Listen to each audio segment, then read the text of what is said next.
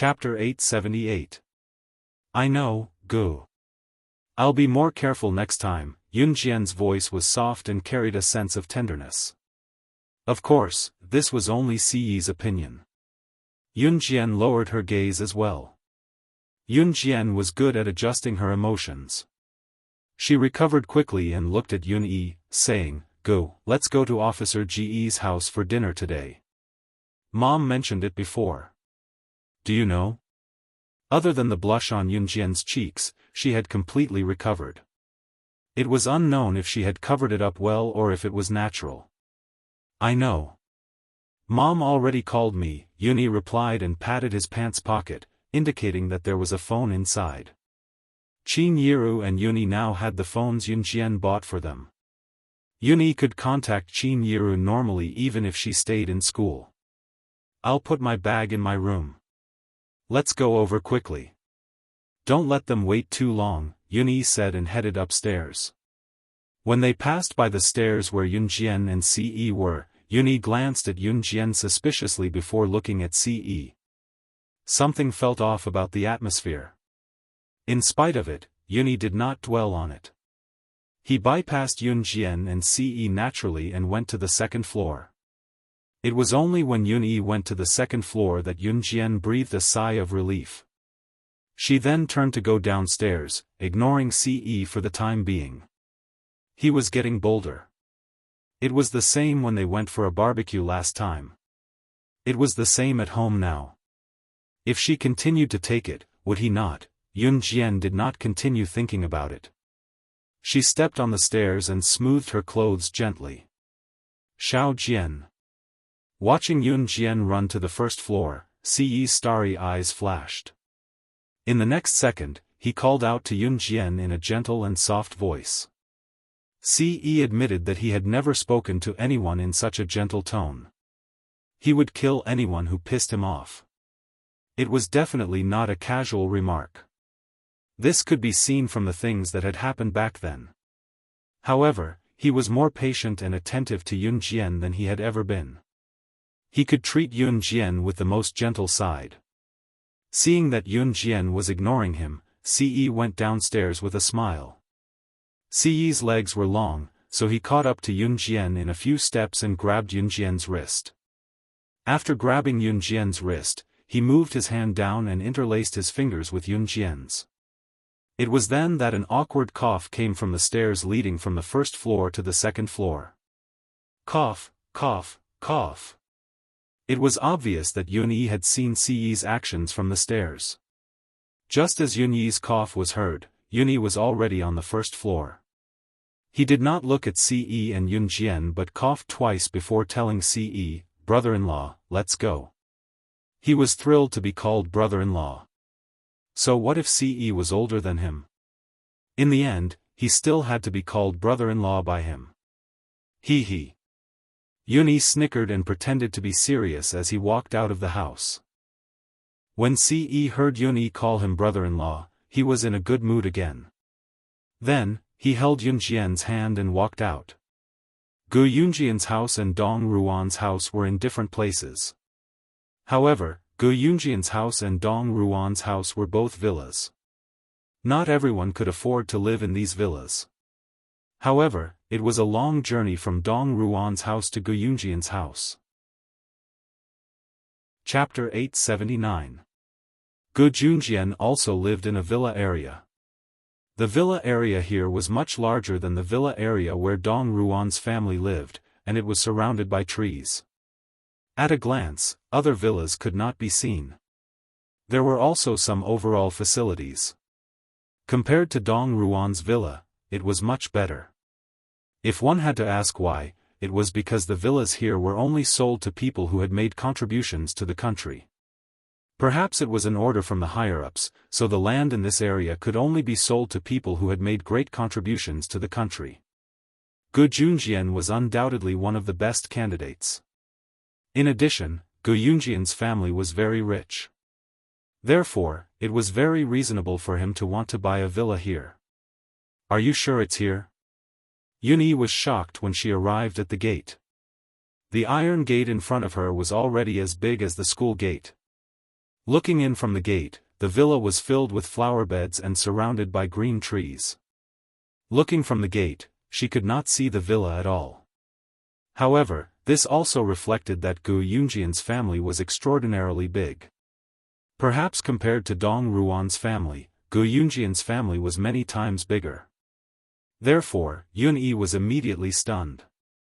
Yun Jian and Ce had seen villas that were hundreds or thousands of times better than this, so naturally, they were not surprised. "Hello, are you young Master Yun Yi and Miss Yun Jian?" At this moment, an old man sitting in the guardhouse at the gate walked out and asked Yun Jian and Yun Yi respectfully. This old man had been guarding the gate here for decades. He had been here since Gu Junjian bought this villa. This old man's surname was Ding. Uncle Ding had been guarding here since Gu Junjian and his ex-wife got married. Before Yun Jian and Yun Yi came, Uncle Ding had been instructed by Gu Junjian not to block Yun Jian and Yun Yi at the gate when they came over. "We are." Yun Yi nodded politely at Uncle Ding. "Then come in." Uncle Ding quickly ran over to open the door. Once the door opened, Yun Jian and the other two walked in. There were many flowers and plants in the villa. It took about 5 to 6 minutes to walk from the gate to the villa. "This is it." Yun Jian narrowed her eyes. Then, she, Ce, and Yun Yi walked into the house. The gate of the villa was not closed, so Yun Jian and the other two were able to walk in easily. Just as they entered, they saw Qin Yiru coming out with 2 plates of dishes. When she saw Yun Jian and the others, she could not help greeting them, "Ae. Xiao Jian, Xiao Yi, you're all here. Sit down, it's time to eat." As she spoke, Qin Yiru carried the remaining 2 plates of dishes to the dining table. There was a long dining table in front of them. Xiao Yunju, Ce, Lan Su, Adam, and Emosan were already seated. Even Gu Junjian was already waiting there.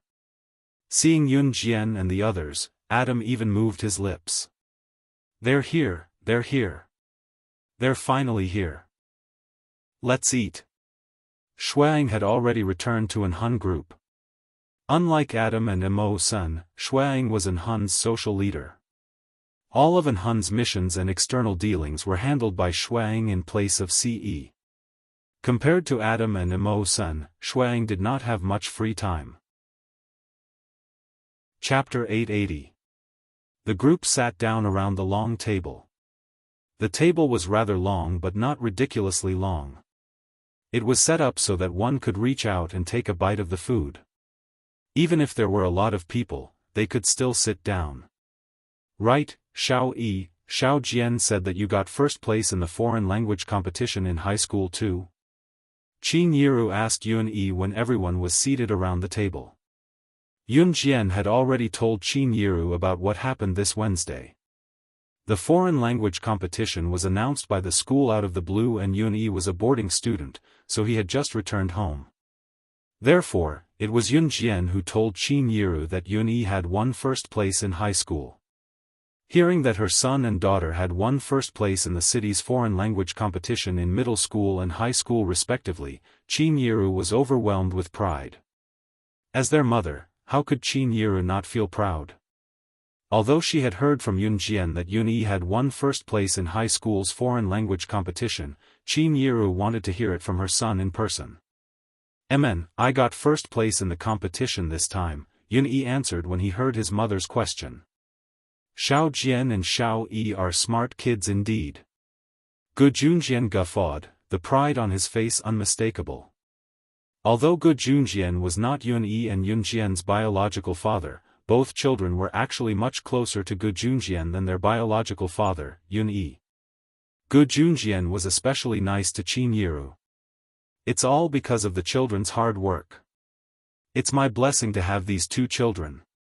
Qin Yiru chuckled with a hand covering her mouth, but the smile on her face did not diminish. Compared to Qin Yiru and Gu Yunjian's friendliness, Adam never stopped talking. This was mainly because Qin Yiru's cooking was too delicious, so Adam didn't even have the time to stop and speak. "Is there anyone who eats like you? Your legs have just recovered." If you become crippled, I won't be responsible for helping you. Lan Su was sitting beside Adam. Seeing the way Adam ate, she couldn't help but say something to him. I'm not. My leg still hurts. I got hurt because of you, so you have to support me. When Adam heard that Lan Su wasn't going to support him, he didn't even have the energy to eat the drumstick in his hand. He immediately threw it into the bowl. That aggrieved look made it seem as if Adam was a little wife who had been bullied by Lan Su. Come on, eat your food. You even wanted to fight with me yesterday. Where did that energy go? Emosen glared at Adam and blindly spoke the truth. Ha! Adam also laughed awkwardly, looking as if he was a little embarrassed. Chee, chee. At this moment, the sound of several sports cars drifting by suddenly sounded at the door. Someone came in. After all, Uncle Ding was guarding the door, so ordinary people shouldn't be able to come in. However, the sound of these sports cars drifting by and stopping at the front door of the villa was so eye-catching. Who came? I'll go take a look. Gu Junjian frowned slightly. Then he stood up and was about to walk out. Okay. Qin Yiru nodded. The moment Gu Junjian stood up from the dining chair, a group of people suddenly walked in through the door of the villa. The leader was a man in his 20s. The man had dyed his hair red, yellow, blue, and green. His short hair had all kinds of colors. It was obvious that it was dyed. However, if one looked at it directly, they would be able to see that the man in the lead had similar eyebrows to Gu Junjian. Chapter 881. Gu Junjian was slightly stunned when he saw Gu Xian. After hearing Gu Junjian's words, coupled with Gu Junjian's reaction, and the fact that Gu Xian and Gu Junjian looked like they were carved from the same mold, everyone present had an idea of what was going on based on these few points alone.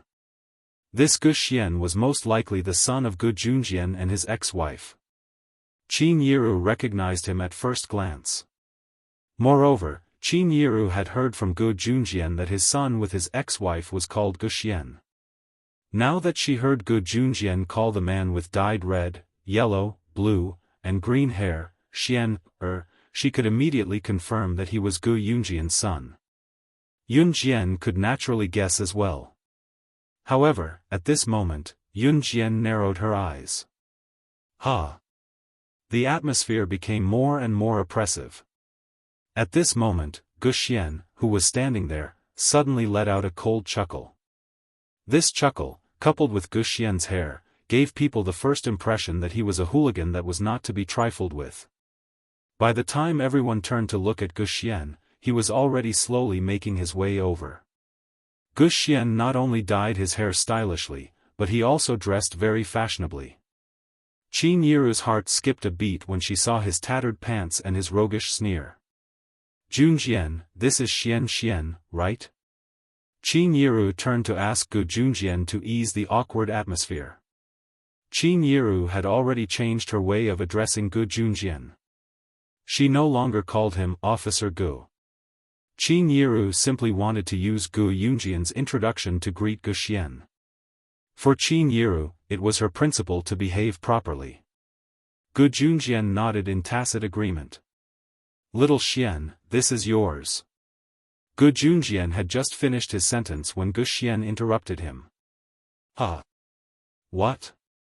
You're not happy to see me back, right? You didn't even inform me in advance that you're getting married, did you? Gu Xian's voice was a little strange. It was filled with mockery and ridicule. Gu Junjian did not tell Gu Xian that he was going to get married. That was because Gu Junjian had always known that his divorce with his ex-wife was a huge blow to Gu Xian. That was why Gu Xian chose to study abroad. That was why Gu Xian would rather stay abroad than spend the new year with his biological father. However, Gu Junjian wasn't trying to hide it. On the contrary, Gu Junjian didn't know how to break the news to Gu Xian. Of course, during this period, Gu Junjian had been thinking about how to break the news to Gu Xian that he was going to marry another wife. That was why Gu Junjian kept delaying it. However, on the day of the actual wedding, Gu Junjian would of course inform his own son. However, from Gu Xian's point of view, the meaning of this was very different. When his father divorced his mother, it was done without a word. He didn't care about him at all. When parents divorced, no one was more upset than the child. Regarding this matter, Gu Xian had always held a grudge in his heart. However, what did he see when he came in today? Gu Junjian was happily chatting with his new wife. Did he ever think about his own son? Xian, it's not what you think, Gu Junjian still wanted to say something, but before Gu Junjian could finish his sentence, he was interrupted. Gu Xian shouted at Gu Junjian emotionally, "If it's not what I think, then what is it? Gu Junjian, you've been seduced by a vixen, right? You don't even want your own son anymore." As Gu Xian spoke, he pointed at Qin Yiru and shouted at Gu Junjian. Chapter 882. Just as Gu Xian spoke up to this point, a bowl was suddenly slammed onto the table. When the bowl was slammed onto the table, it immediately made a loud noise. Bang! Everyone present was frightened by the loud noise in front of them, and their souls shrank fiercely. Of course, this excluded Ce, Adam, Mo Sun, Lan Su, and Yun Yi. As for Gu Xian and the group of people who came in with Gu Xian, they were all shocked. Gu Xian didn't come back alone. He came back with a group of friends. There were about 3 or 4 of Gu Xian's friends, and one of them was a tall and strong foreigner. The others were from country Z. These were all Gu Xian's friends and classmates from his overseas school. When he heard from others that his father was getting married, Gu Xian practically rushed back from abroad with a few of his good buddies. However, just as Gu Xian accused Qin Yiru of marrying him for Gu Yunjian's money, Yun Jian slammed the bowl in her hand onto the table with a loud bang. It had to be said that Gu Xian had crossed Yun Jian's bottom line. And Yun Jian's bottom line was Qin Yiru. If Gu Xian hadn't insulted Qin Yiru, then Yun Jian naturally wouldn't have done anything. However, the problem was that Gu Xian had actually accused Qin Yiru of being a woman who got close to Gu Junjian for money. This was something that Yun Jian couldn't tolerate. Just as Gu Xian and Gu Xian's friends were stunned by Yun Jian's actions, Yun Jian's sharp words rang out. "I dare you to say that again." Yun Jian's words carried a power that made it impossible for people not to be afraid, but at least Gu Xian and Gu Xian's friends were shocked. After coming back to his senses, Gu Xian looked at Yun Jian, who stood up from the dining chair. He pretended to be bold and looked back at Yun Jian. Gu Xian gritted his teeth. He immediately looked at Yun Jian with an imposing manner and replied, "Who are you? What does my family's business have to do with you?" Gu Xian hadn't been obedient all these years. Gu Yunjian's divorce with his ex-wife was a huge blow to him, so Gu Xian had been living a leisurely life abroad these years. In his free time, he had befriended a group of hooligan-like buddies. Therefore, Gu Xian's tone was a little boastful. "I'm not anyone. Your family's future has nothing to do with me, and I'm not interested in your family's future at all," Yun Jian said. Yun Jian paused. Then her eyes suddenly became sharp, and those sharp eyes carried an irresistible courage. "But the person you insulted just now is my mother. I don't care about your family's business, but if you insult my mother, then I won't allow it." Yun Jian said word by word. Her words carried an irresistible authority. Even Gu Junjian wanted to speak up for Yun Jian. Others might not know, but how could Gu Junjian not know? Not only did Yun Jian have several identities now, more importantly, she was the boss of the internationally renowned Kosha mercenaries. How could the boss of Kosha mercenaries, the mother of slaying God, the world's top secret agent, be someone who lacked money? Who knows if it's an insult or not? Maybe your mom got close to my dad for money. Gu Xian hated Gu Junjian now, so he did not have a good opinion of Yun Jian and Qin Yiru. "Xian, don't spout nonsense. Xiao Jian is your younger sister from now on." Gu Gu Junjian could not help growling at his son. Chapter 883. However, Gu Junjian did not yell at Gu Xian because in Gu Yunjian's opinion, he had already let his son down. Gu Junjian himself admitted that he had been busy with military affairs and had paid little attention to his family. Gu Yunjian's ex-wife had run away with another man and divorced him because of this. It was also because of this that Gu Xian deeply hated his biological father, Gu Junjian. Therefore, when Gu Xian wanted to study abroad, and when Gu Xian wanted to do a series of things, including making a group of bad friends, Gu Junjian did not participate too much. This was because Gu Junjian felt that he had let Gu Xian down. Even when they were young, Gu Junjian had always listened to Gu Xian and had never insulted him. If it were not for Gu Xian's outrageous words, Gu Junjian would not have spoken to Gu Xian in such a tone. All these years, his father had never insulted him, but because of Qin Yiru, he had insulted him. Gu Xian looked at him in disbelief. "You've changed. You never said that to me before." Gu Xian looked at Gu Junjian with hatred.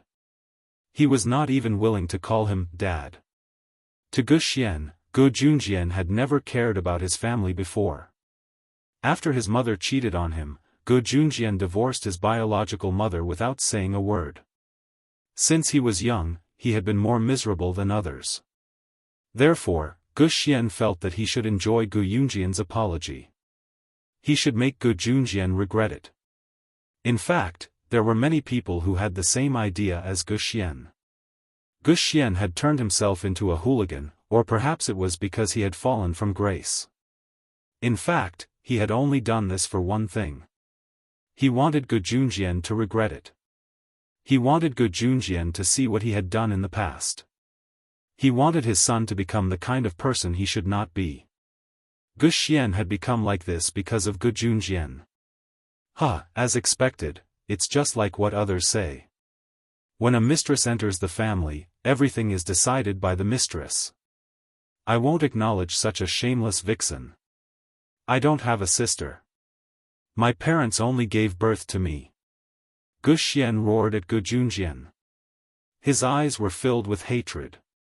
Shut up. After Gu Xian roared, Gu Junjian did not wait for Yun Jian to make a move. He grabbed the bowl in his hand and threw it at Gu Xian. This was the first time Gu Junjian had been so angry and hit Gu Xian. Gu Xian's words completely enraged Gu Junjian. Gu Xian called Qin Yiru a vixen. To be honest, Gu Junjian could not hold it in anymore. Qin Yiru was the person Gu Junjian had decided on. In other words, Gu Junjian had already decided that Qin Yiru would be the person who would share the joys and sorrows of his life with him. Therefore, even his son, who he had always tolerated, would not allow him to insult her like this. Ping ping ping pang pang. The bowl was thrown at Gu Xian in an arc Gu Xian did not dodge. He watched as Gu Junjian threw the bowl at him, and finally, the rice in the bowl was thrown at him. The person who was smashed was stunned for a moment.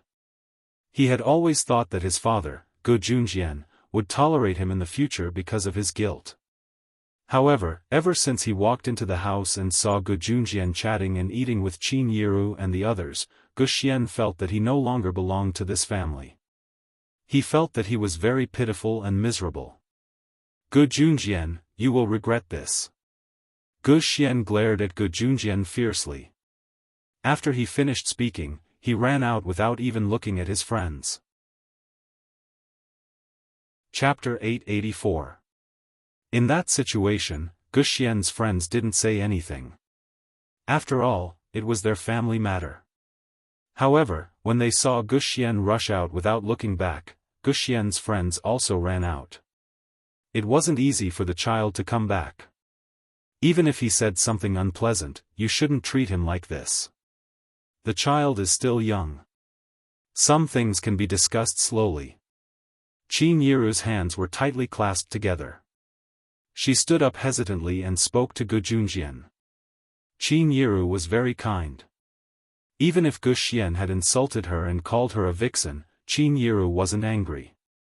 Of course, Qin Yiru wasn't the kind of person who liked to be bullied. However, she understood how big of a blow a child's parents' divorce was.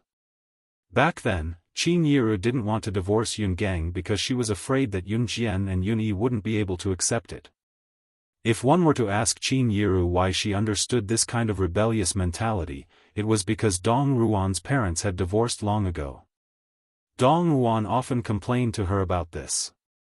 When Dong Ruan's parents divorced, it was a big blow to Dong Ruan and Si Yi's mother. Especially Dong Ruan. She studied so hard when she was young because she wanted to be strong. However, Qin Yiru knew that Dong Ruan's parents' divorce was no different from the sky falling down on her. Especially after Dong Ruan's parents reorganized their families, Dong Ruan became an outsider in that family.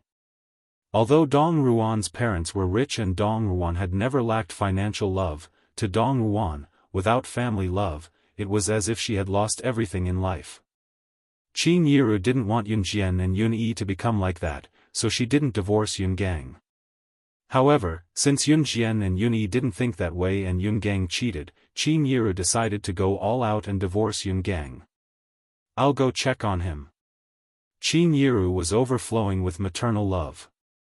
She was a kind person, so when she saw Gu Xian running out, she stood up and chased after him. Gu Junjian held his forehead with his hand, a look of despair and pain on his face. It was not that Gu Junjian did not expect Gu Xian to hate him, but what could he do? What could he do? Seeing Qin Yiru run out, Yun Jian was worried that she would be bullied by Gu Xian. Therefore, Yun Jian also stood up. She said to the few people present and then followed Qin Yiru out. "I'll go take a look too." After Yun Jian finished speaking, she left the dining chair and walked out of the door. Yun Jian knew that it would be very awkward for Gu Junjian to go out in this situation, especially when Gu Xian was still angry. However, if Qin Yiru went out alone, Yun Jian was afraid that Qin Yiru would be bullied. Just as Yun Jian stood up, Si Yi stood up at the same time. He did not say anything and followed Yun Jian out of the door. On the other side, Gu Xian simply rushed out of the door. Unknowingly, it had started to drizzle outside the door. Gu Xian plunged into the rain, but he did not feel cold or chilly at all. He had been waiting for his mother to come back, to reconcile with his father, and for the family to be reunited. However, all of this was shattered. When he saw Gu Junjian happily with Qin Yiru and the others, he suddenly felt that he could not fit in with this family. Was his existence superfluous? Xian. A few of Gu Xian's friends rushed out and grabbed Gu Xian. At that moment, Gu Xian was on the verge of collapse. He looked like a dying man on the brink of death. Chapter 885. Xian, it's not easy for you to come home. Don't be angry with your father. Come home with me, okay? Qin Yiru said gently as she walked over. As she spoke, Qin Yiru even reached out to help Gu Xian. However, Gu Xian saw Qin Yiru's hand coming towards him from the corner of his eye, and his heart was filled with hatred. Get lost. Hypocrite, who allowed you to call me Xian? Disgusting, don't touch me. As Gu Xian spoke, he reached out and slapped away Qin Yiru's hand that was reaching towards Gu Xian. Qin Yiru sincerely reached out to help Gu Xian, but who knew that when Gu Xian slapped her, Qin Yiru would take 2 steps back. It took her a long time to stabilize her feet, but because her left foot accidentally twisted, she fell into a puddle. Ah! Qin Yiru shrieked before her feet gave way and she fell into a puddle that was filled by the drizzle. You vixen! Who told you to be hypocritical and bully Xian? Go to hell! A guy standing next to Gu Xian saw Qin Yiru fall into the puddle, so he directly walked over and lifted his foot. It looked like he was going to kick Qin Yiru. This guy from Gu Xian was dressed like a rich man, and the arrogance on his face could not be described with words. Arrogant, conceited, these were all enough to describe this guy. Shenjia, stop. Seeing that his friend was about to step on Qin Yiru for him, Guxian looked at Qin Yiru, who fell to the ground, and looked at Qin Yiru's face that was slightly old due to overwork, and he unconsciously shouted. However, Guxian's friend did not listen to Guxian's words, and this guy called Shenjia still stepped on Qin Yiru. F***CKU, mistress, bitch. Go to hell, bitch.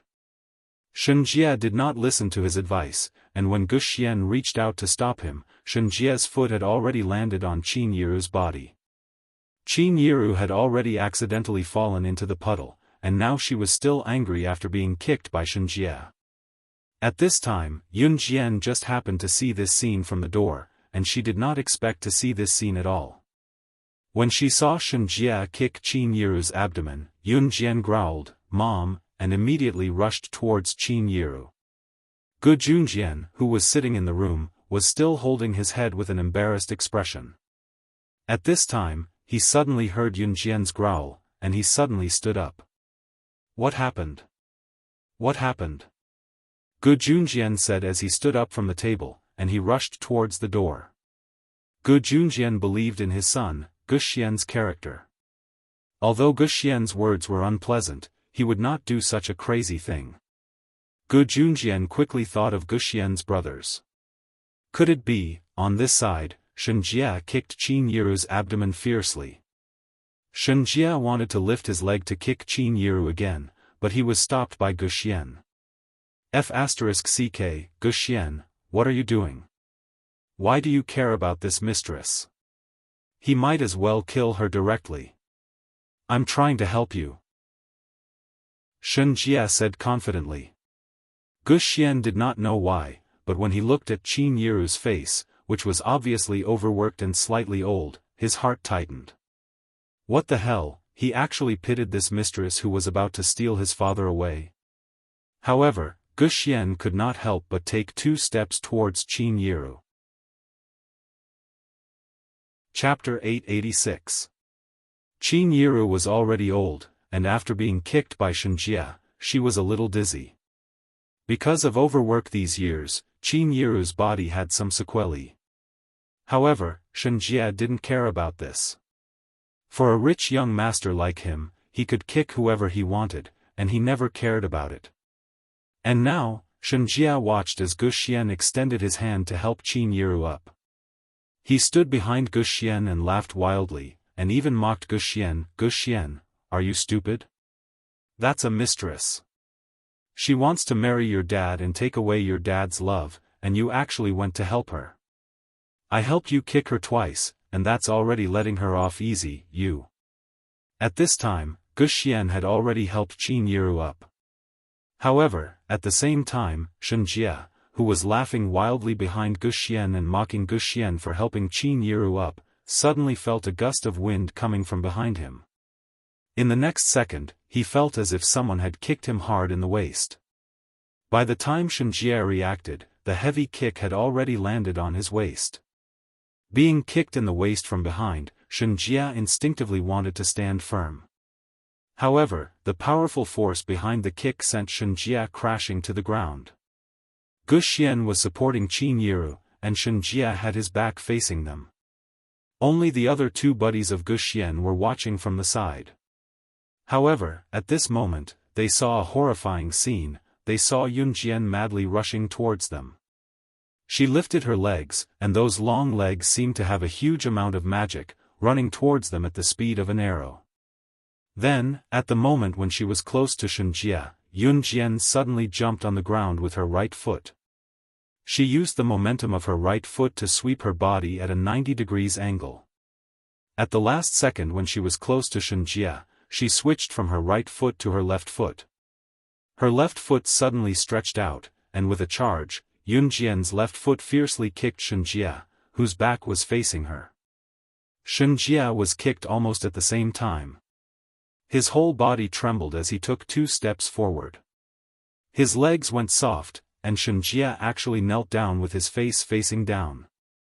With this kneeling, Shenjia's upper body couldn't support himself, and he also fell to the ground like a frog. However, in front of Shenjia was a bumpy cement ground. Because of the rain, the bumpy cement ground was filled with a large amount of muddy cement.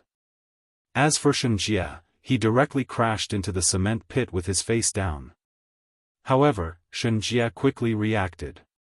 In any case, Shenjia was also a young master who practiced taekwondo and sanda. When he reacted, he quickly stood up. Yunjian suddenly lifted her leg, and with a horizontal kick, Shenjia was once again kicked into the cement ground. But this time, Shenjia's face was facing the sky. But because of the previous kick, Shenjia's entire face was now covered with muddy cement. He couldn't even open his eyes. However, just as Shenjia was about to get up again, Yunjian's pair of jade feet fiercely stepped on Shenjia's abdomen. Not only that, after Yunjian stretched out her foot to step on Shenjia's abdomen, she also heavily shifted her foot twice. Shenjia felt that his internal organs in his abdomen were about to be shattered by Yunjian's kick. He couldn't open his eyes, and could only let out a scream. Chapter 887. Shenjia could only hear Yunjian's arrogant words that could not be ignored. Because his entire face was soaked in the muddy water, Shenjia could not open his eyes. He could only hear Yunjian's crisp and arrogant words lingering in his ears. However, Shenjia could feel that the foot on his abdomen was as heavy as 1,000 pounds.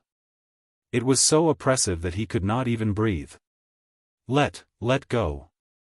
Shenjia was suppressed by the intense pain and did not pay attention to Yunjian's words.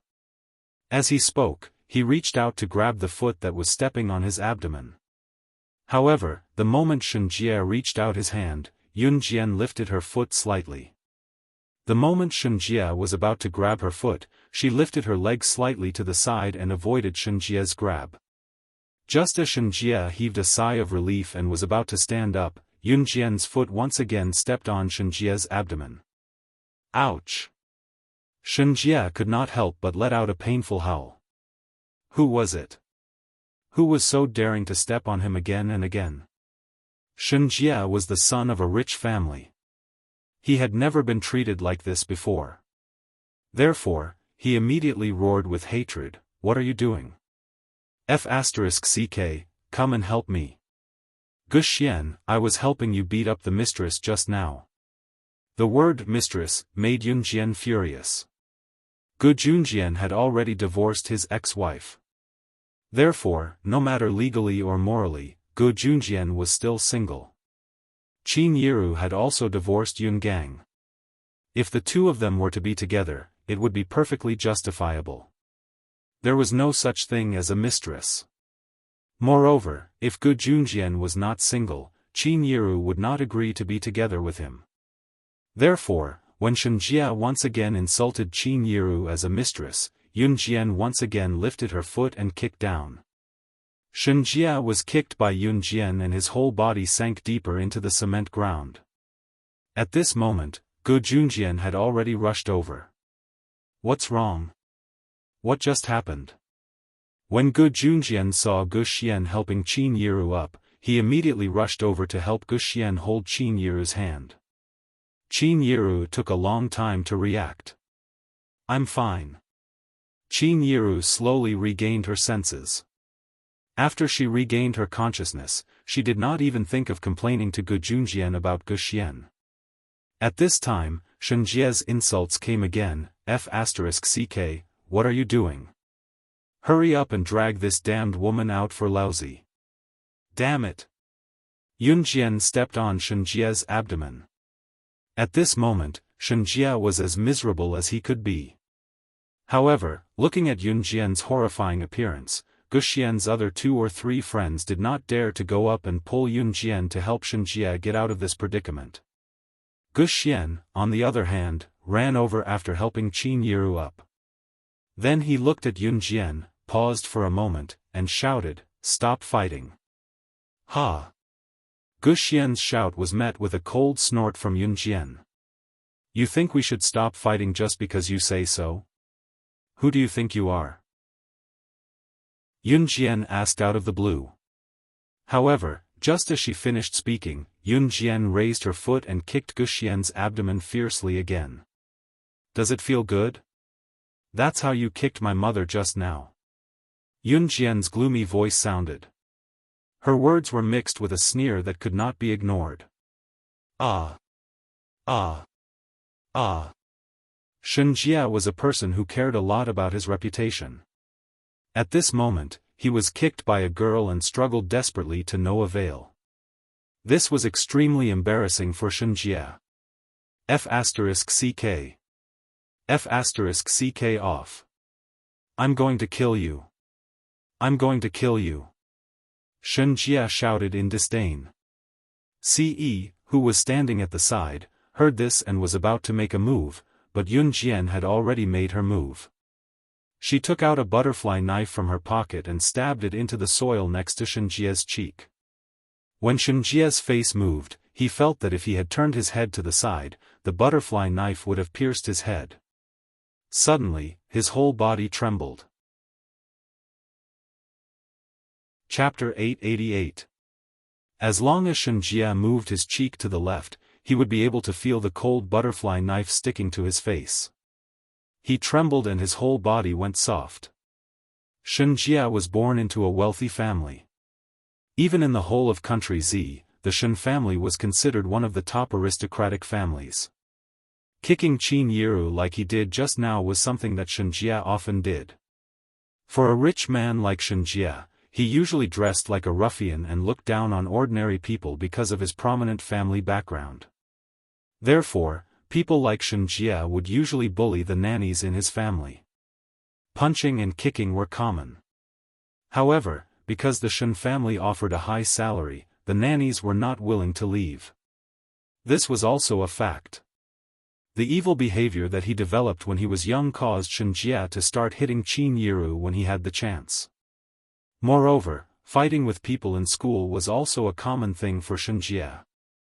Even so, Shen Jia had never been threatened by a woman who stepped on the ground.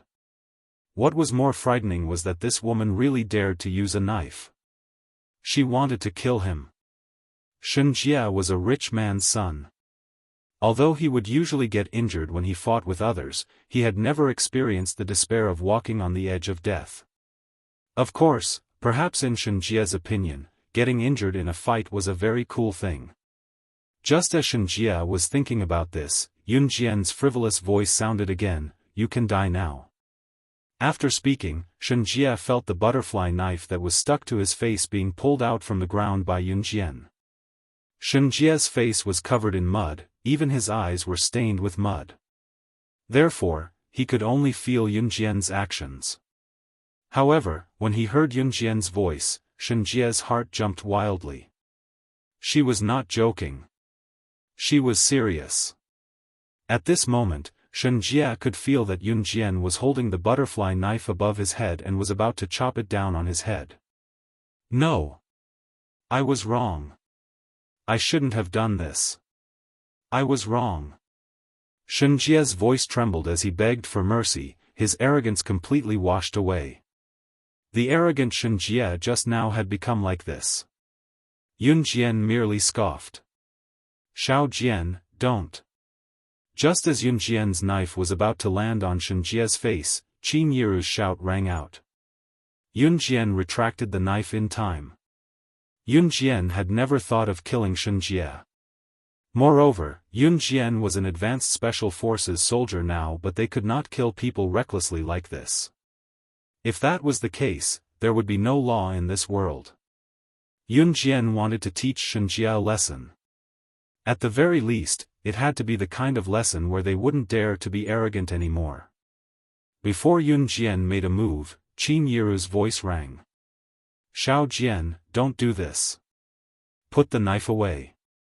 You're part of the military now, don't tarnish the military's reputation." Qin Yiru panicked when she saw Yun Jian pointing the knife at Shen Jia, so she went over to snatch the butterfly knife from Yun Jian's hand and pulled Yun Jian to the side. Shen Jia breathed a sigh of relief when Yun Jian was pulled away. The foot that exerted gravity on his stomach disappeared. Shen Jia seemed to have been reborn. He lay on the ground and took a few deep breaths. As Qin Yiru pulled Yun Jian away, Guxian heard a few thunderous words. Gu Xian turned to Gu Junjian immediately. "Dad, she's from the military?" he asked unwillingly. Chapter 889. Gu Xian's words sent chills down Shenjia's spine, who was lying lifelessly on the floor, as well as Gu Xian's other two buddies. Yunjian was from the military? While Gu Xian and his men were still in shock at Qin Yiru's words, Qin Yiru had already pulled Yunjian to the side. "Xiao Jian, I'm fine. I'm still strong. It's okay, it's okay." Shenjia had kicked her hard just now and it was painful, but Qin Yiru still bore the pain and consoled Yunjian. Qin Yiru was behaving this way partly because Shenjia was Gu Xian's buddy after all. Gu Xian was quite a pitiful child, and it was apparent from what happened just now that Gu Xian was not a bad person. When Shenjia kicked her just now, he even stood up to stop it. Qin Yiru did not like people like Shenjia. People like him were practically thugs. He was the kind of person that people would say whoever hung out with him would be led astray. Gu Xian hung out with these buddies purely because he wanted to be noticed by Gu Junjian so that Gu Junjian could fulfill his responsibility as a father. In spite of it, Gu Junjian seemed to have gotten the wrong idea. He felt that he had let Gu Xian down, so he ignored Gu Xian even more after that. As a result, Gu Xian became more and more depraved and had befriended a bunch of gangsters now. Even when he was overseas, he got into fights every day. The group of people he befriended was no different from Shenjia's group. They were people who would even beat up women and children. The other main reason was that if Yunjian killed Shenjia because of this, she would not be able to avoid jail time even if Yunjian was a member of the advanced special forces. Qin Yiru's proudest thing was to have Yunjian and Yunyi as her children. How could she possibly watch Yunjian do something foolish? In spite of it, Qin Yiru did not know that Yunjian did not want to kill Shenjia just now. She only wanted to intimidate him. Of course, that was enough to scare Shenjia half to death from Yunjian. Qin Yiru's persuasion was effective on Yunjian as Yunjian calmed down right away. "Mom, you don't have to do this." A murderous look flashed across Yunjian's cold eyes as she looked at Qin Yiru. She then paused and looked at Shenjia, who was lying on the ground. "My mom forgave you today, so I won't pursue the matter. If you dare to lay a hand on my mom again, even the Jade Emperor won't be able to stop you from meeting the King of Hell." After Yunjian finished speaking, she turned and helped Qin Yiru into the house. As they walked, Yunjian asked, "Mom, does it hurt? Come in quickly, I'll take a look." After Yunjian left, Ce did not. His tall figure was even more conspicuous than the others present. Especially his handsome face and the murderous look on his face, everyone felt that he was handsome no matter how they looked at him. Shenjia had already been helped up by the two brothers who were too stunned to help. Gu Xian and Gu Junjian were still standing in the same spot. Being supported by Yunjian, Qin Yiru finally felt the pain coming from her waist. Shenjia had kicked her there and she felt that her body was about to fall apart. However, after taking 2 steps, Qin Yiru turned around. She looked at the few people who were still standing in the rain and urged, "Hurry up and go into the house. It's still raining. Nothing is more important than your health." After Qin Yiru finished speaking, she was helped into the house by Yunjian. After hearing Qin Yiru's words, Gu Xian knew that Qin Yiru's words were meant for him. Was she concerned about him? Chapter 890. Gu Xian had never experienced a mother's love before.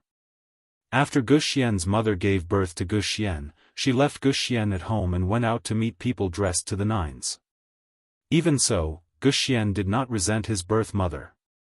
There was no other reason other than the fact that she was his birth mother. No matter how badly she treated him, he could only accept it.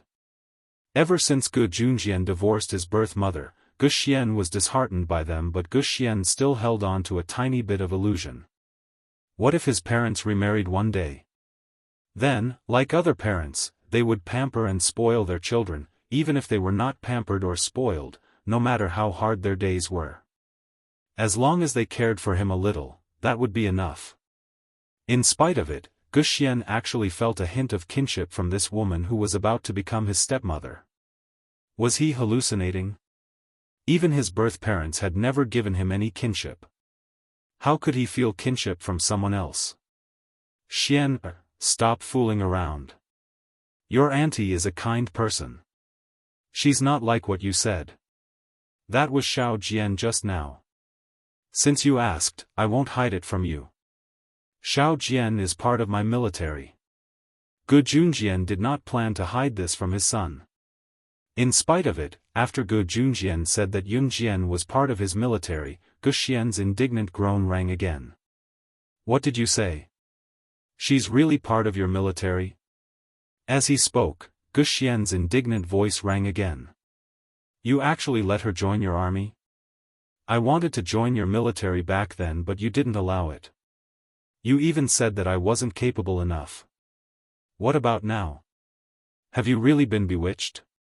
You're letting a little girl like her join the military. You didn't even want me to join back then. Gu Xian raised his voice. Gu Xian also had the heart to protect his country. When he was young, he took Gu Junjian as his role model. Ever since he was young, he wanted to be a soldier, but Gu Junjian did not give him the chance. Gu Junjian was the leader of the advanced special forces. At the same time, he also had the authority to recruit outstanding youths from all over the country. Gu Xian wanted to join the advanced special forces and become a member, but Gu Junjian did not give him the chance.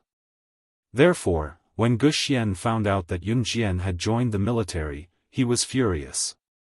Although Yun Jian was so fierce just now, Gu Xian didn't think that Yun Jian was that capable. In other words, Gu Xian himself was a martial artist. He knew that Yun Jian had some skills, but he would not admit that Yun Jian was better than him. Under such circumstances, how could Gu Xian not think about it? Why would his father rather let Yun Jian join the advanced special forces than let him join? If this wasn't favoritism, then what was? Shut up. Xian what do you know? Gu Junjian gritted his teeth in anger. He wanted to tell him everything, but the words that were about to leave his mouth were stopped. Isn't that so? If you weren't bewitched, why would you let her join the advanced special forces? Gu Xian raised his voice again. At this time, Shen Jia was already being helped up. Why? You want to know why, right? Gu Junjian couldn't hold it in anymore and cried out in pain. Because she's better than you. She's stronger than you, whether it's strength or ability, she's better than you. Although Gu Junjian didn't want to belittle his own son, he had to admit it. Chapter 891. It was rare for Gu Xian to hear his father use such words against him. Most importantly, he had never heard his father praise someone in such a tone before. It could be said that in Gu Xian's mind, his father was someone who would never praise others. Therefore, Gu Xian was very surprised. Forget it, forget it. There's no point in talking about this anymore. Let's go home. Gu Junjian had a headache from arguing with Gu Xian. He reached out and touched his forehead, brushed his short hair, and said to Gu Xian. Gu Xian was not convinced, but Gu Junjian had already said so. Moreover, he was no longer a child. He had been Gu Junjian's father for so many years. How could he not understand Gu Junjian? Gu Junjian never turned back once he did something. Knowing this, Gu Xian did not intend to continue arguing. Bang! Just as Gu Xian had calmed down and was about to go home with Gu Junjian, he heard the sound of a heavy object being slammed to the ground. Gu Xian and Gu Junjian both turned to look at the same time. Shen Jia, who had just stood up and wiped the cement on his face with a napkin and had just regained his sight, was kicked to the ground again by Ce with a hard kick, causing a loud thud to resound in the air. Ce's kick sent Shen Jia flying, the bones in his body crackling. Shenjie did not expect that Ce did not follow Yunjian back to the house to teach him a lesson. At this moment, Shenjie had been kicked to the ground. He did not even have time to react. However, the bones in his body were still making cracking sounds. In the next second, Shenjie's painful howl resounded through the sky. Ah! My leg! Ah! The cracking of bones was enough to prove that the bones in Shenjie's leg were broken. Ce had broken his leg with a single kick.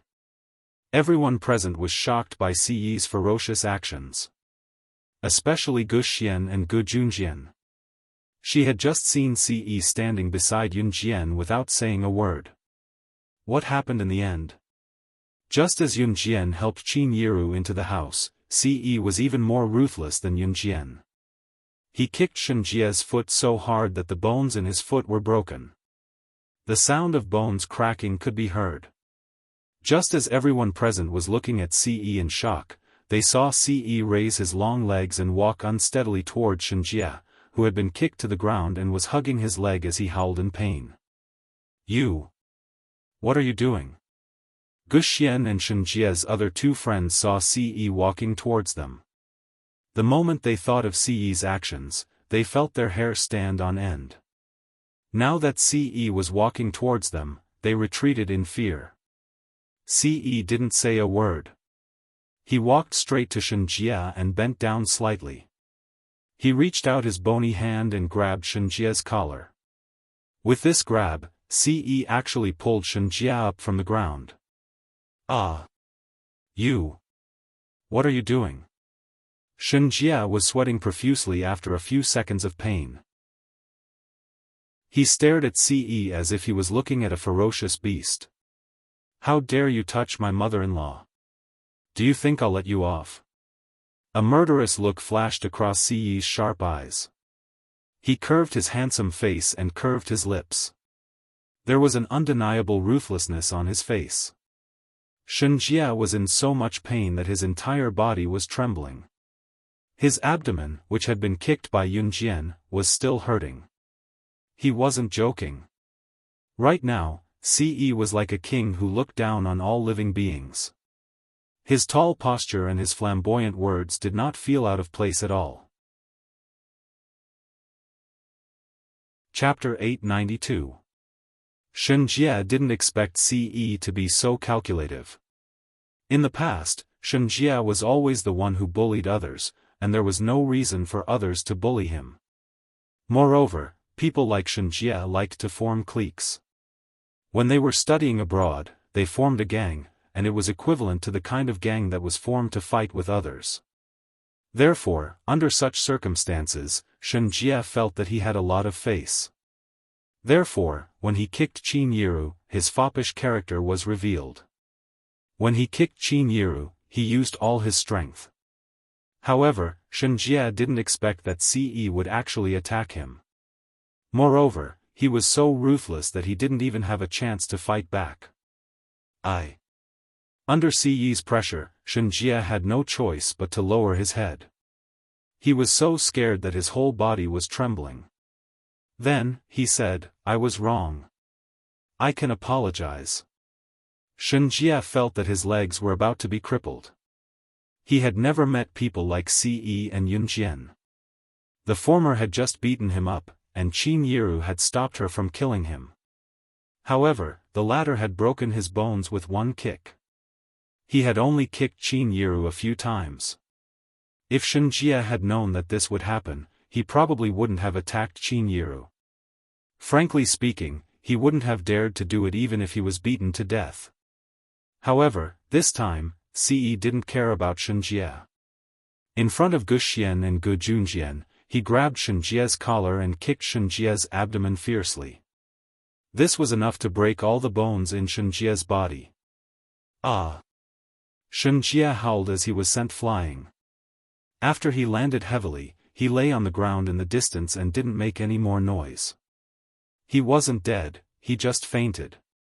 Shenjie. Gu Xian and Shenjie's other two friends saw this and rushed over in fright. F***ck. Gu Xian cursed. Then, he ran over as well. After Ce kicked Shenjie, he wasn't worried about Shenjie's life at all. Instead, he walked into the house. His tall figure walked in the drizzle and soon disappeared in front of everyone. In any case, Shenjie was his brother, so Gu Xian and 2 other people helped Shenjie to the hospital. Gu Junjian didn't follow him. After giving Gu Xian some instructions, Gu Junjian returned to his room. Hence, Gu Xian drove the unconscious Shenjie to a nearby hospital. The gathering at Gu Yunjian's house this time was very unpleasant because of Gu Xian's return. Therefore, no one ate much at dinner. Of course, except for Adam, Mo's son, and a few others. At night, Yun Jian and the others returned to Dong Ruan's villa. The next day, when Yun Jian woke up and came back from her morning run, Qin Yiru had already gone to Gu Yunjian's house to prepare breakfast for Gu Xian. Gu Junjian had gone to the army. Qin Yiru was a kind person. She was afraid that Gu Xian wouldn't eat breakfast alone at home, so she hurried over to prepare breakfast for Gu Xian. Yun Jian was afraid that Gu Xian or his friends would cause trouble again, so Yun Jian took 2 pieces of bread that Qin Yiru had prepared for her and walked towards Gu Yunjian's house as if she was taking a stroll. At the entrance of Gu Yunjian's house, Yun Jian met Gu Xian, who had just come out of the villa. The moment Gu Xian saw Yun Jian, he snorted coldly and wanted to walk around Yun Jian. Stop! Yun Jian didn't turn around to look at Gu Xian. She just snorted softly. Hearing Yun Jian snort, Gu Xian just snorted and wanted to walk around Yun Jian. How about a race? As a racing enthusiast, you should be very interested in racing. If I can beat you, you're not allowed to be so rude to my mother in the future, Yun Jian said when she saw Gu Xian walk around her. She wasn't angry. Yun Jian's words really stunned Gu Xian. Chapter 893. Gu Xian's face was full of surprise. Racing was a symbol of wildness. At the same time, in foreign countries, especially in Gu Xian's school, men who could race and drive well would be regarded as extremely manly and charming by girls. Like the wind, Gu Xian and several of his buddies also became obsessed with racing. During his school days, Gu Xian was extremely obsessed with racing. It could be said that he was obsessed with it to a whole new level. Racing itself was exciting and dangerous. Perhaps in the beginning, Gu Xian and the others followed the trend to learn how to race. But it was undeniable that Gu Xian and the others were indeed obsessed with racing later. However, his interest in racing was not even mentioned to his own father, Gu Junjian. How did Yun Jian know? Gu Xian originally intended to ignore Yun Jian, but when he heard Yun Jian's words, he was stunned on the spot, so he hurriedly turned around and asked. Yun Jian slowly crossed her arms in front of her chest. She appeared relaxed, but did not speak immediately. Just when Gu Xian thought that Yun Jian would not speak, Yun Jian's voice suddenly sounded, "Your sports car has been modified, right?" Yun Jian's words were not a question, but an affirmative tone. It was only then that Gu Xian turned back to look at his sports car that was parked not too far away at Yun Jian's words. Then he looked at Yun Jian in a daze and nodded, yes. After being stunned, Gu Xian was puzzled again. How do you know that my sports car has been modified? And you didn't get close to my sports car to observe, how? Gu Xian had just finished asking when he was interrupted by Yun Jian. I accidentally saw it last night. Anyone with a discerning eye can tell at a glance that it has been modified. Yun Jian paused for a beat before she continued, you're right. Why would a normal person think of modifying a sports car? What's more, I saw a lot of scratches on your sports car. Unless you are a racing enthusiast, unless it is a sports car, how could it be modified like this by you? Yun Jian's explanation made Gu Xian speechless. But it turned out that Yun Jian's words were all reasonable. Ahem. Gu Xian coughed softly. He obviously did not expect his stepmother's daughter to be able to see this. Could it be that a girl like her also liked racing? Ahem, you are a girl, do you also like to study these things? Gu Xian was suddenly interested in Yun Jian. He changed his attitude of ignoring Yun Jian and immediately asked Yun Jian. Of course, he was only interested in this kind of curiosity towards his sister at most. However, Gu Xian did not notice the change in his mentality at all. However, Gu Xian still did not believe that Yun Jian knew how to drive a race car. After all, Yun Jian was still underage. At 16 years old, she was still considered a minor in Z country and could not get a driver's license. How could she start school without a driver's license? Unless she was a genius? Otherwise, who would have the ability to do so? Yun Jian saw that Gu Xian did not believe her, but she was not angry. She put down her arms and reached out with her left hand to lift her high ponytail that fell on her chest.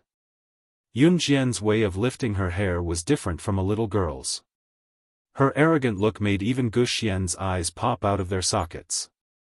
But Gu Xian's eyes simply lit up. Chapter 894. Yun Jian's words seemed to cause an uproar in Gu Xian's ears. What did she mean by his sports car being modified to the point of being unsightly? Gu Xian was an upright man. He thought of something and asked on the spot, "What do you mean by my sports car being modified to the point of being unsightly?"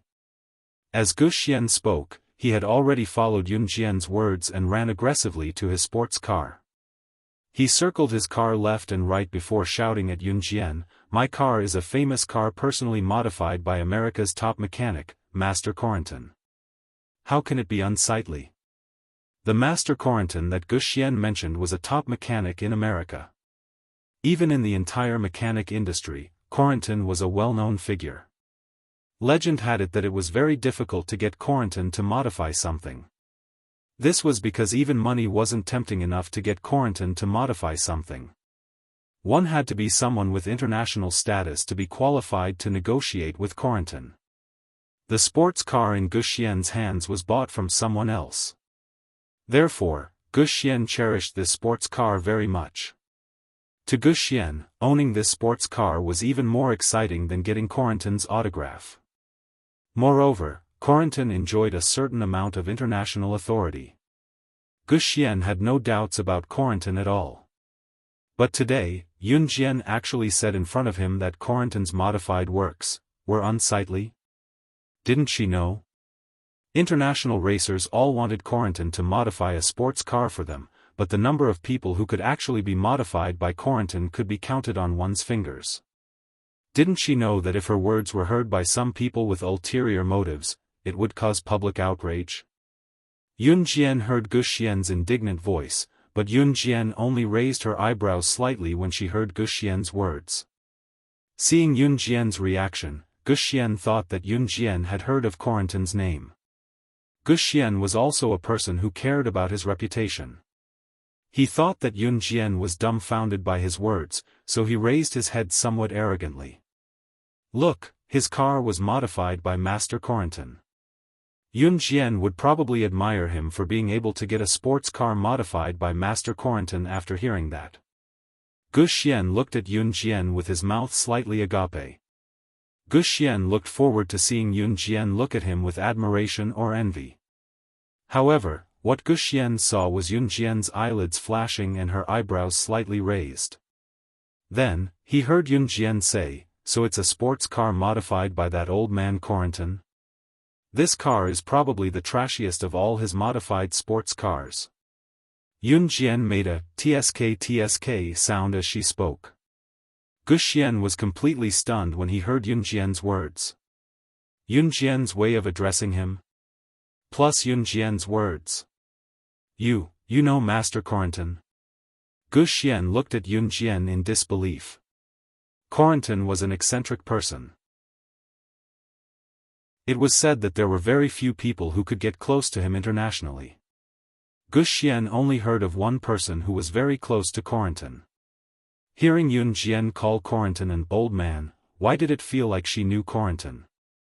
Gu Xian looked at Yun Jian with great anticipation. She actually knew Master Corentin. However, he heard Yun Jian's soft voice. Just a defeated opponent. Chapter 895. Yun Jian's tone was ostentatious, but there was an arrogance that could not be ignored. However, for some reason, Guxian did not think that Yun Jian was joking. Master Corentin was defeated by you? Are you sure? Guxian exclaimed. After that, Guxian asked again to confirm. Don't tell me you don't know who Master Corentin is. He's the best mechanic in the world. Whether it's a sports car or any other mechanical equipment, there's nothing he doesn't know how to do as long as it's unheard of. I don't mean to criticize you, but you haven't even met Master Corentin before, have you? Why would you say that Master Corentin was defeated by you? Guxian exclaimed in surprise. Yun Jian did not follow Guxian's words. Instead, she changed the topic and asked Guxian, do you admire Corentin a lot?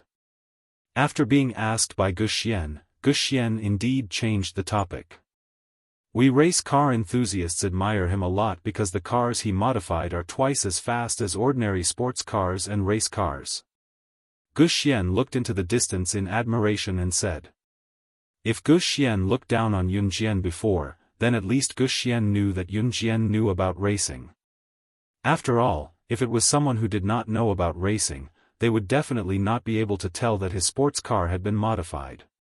Therefore, Guxian and Yun Jian started chatting unknowingly. He even said in a regretful tone, sigh, if I can get Master Corentin to modify another Maserati sports car for me, I'll have no regrets. Guxian's tone carried a hint of a sigh. Everyone knew that Corentin was an eccentric old man. He would not help you modify a sports car even if you paid for it. Unless you made him happy, he would modify it for free.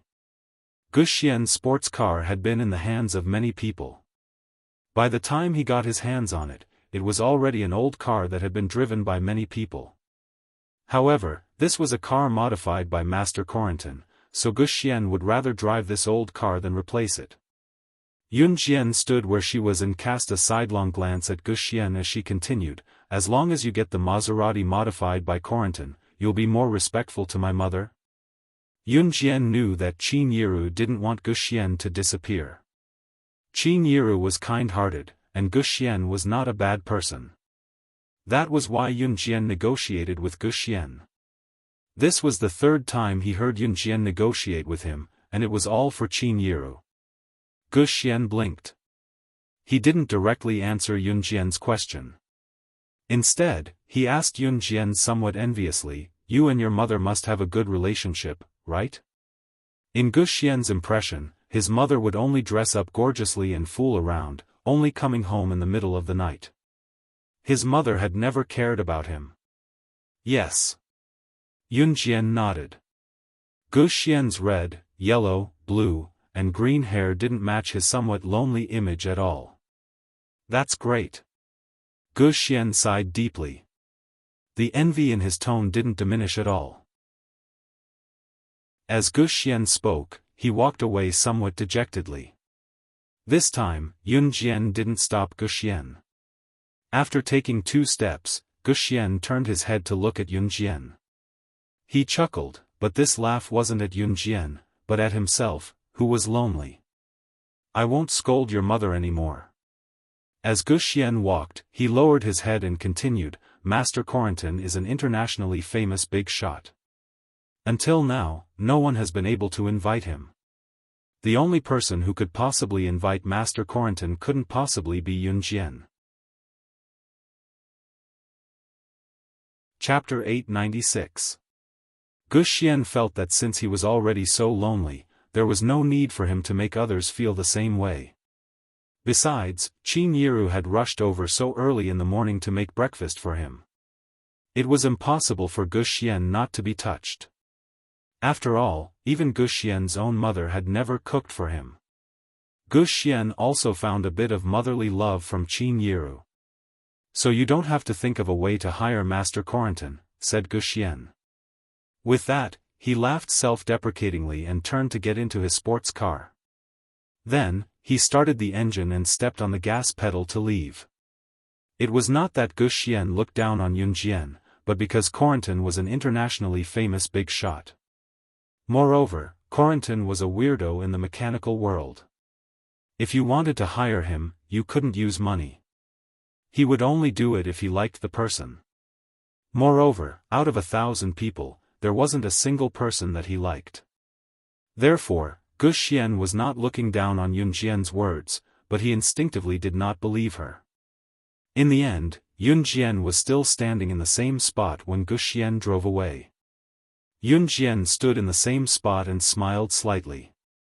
After a while, she took out her phone from her trouser pocket and dialed a number that she remembered in her mind but had never taken the initiative to call. Beep beep beep, after 3 rings, the call did not go through. The ringtone rang for almost half a minute. Just as the ringtone was about to end, the call was suddenly picked up. Hello? A very lazy, old man's voice in pure English came from Yun Jian's phone. Yun Jian narrowed her eyes. She knew that this phone number was Corentin's private landline. Most people did not have Corentin's private landline number. Old man, please do me a favor, Yun Jian spoke into the phone in English very decisively. How dare you call this old man an old man? Who are you, little girl? Corentin was annoyed when he heard Yun Jian's address. He immediately opened his mouth angrily. Even through the phone, Yun Jian could feel that the other party was holding a landline with a childish expression. He was frowning at the landline and pretending to be angry. I'm SS. Yun Jian paused in the middle of her words, then she softly spat out a letter. After Yun Jian spat out the letter, she clearly heard the sound of a chair being flipped over from the other end of the phone.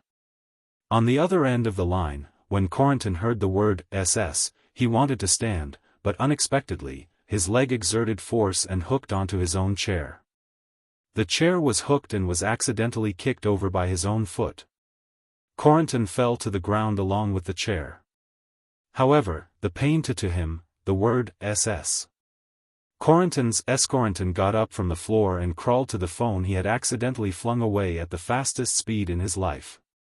He trembled as he picked up the phone. Then, he used the most benevolent voice he could muster and said, "You. Why are you calling me? No, are you planning to take me in as your disciple?"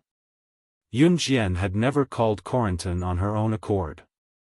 The reason Corentin believed that Yun Jian was SS just because of what she said was because other than this unknown number, the people who knew his number were all people he knew.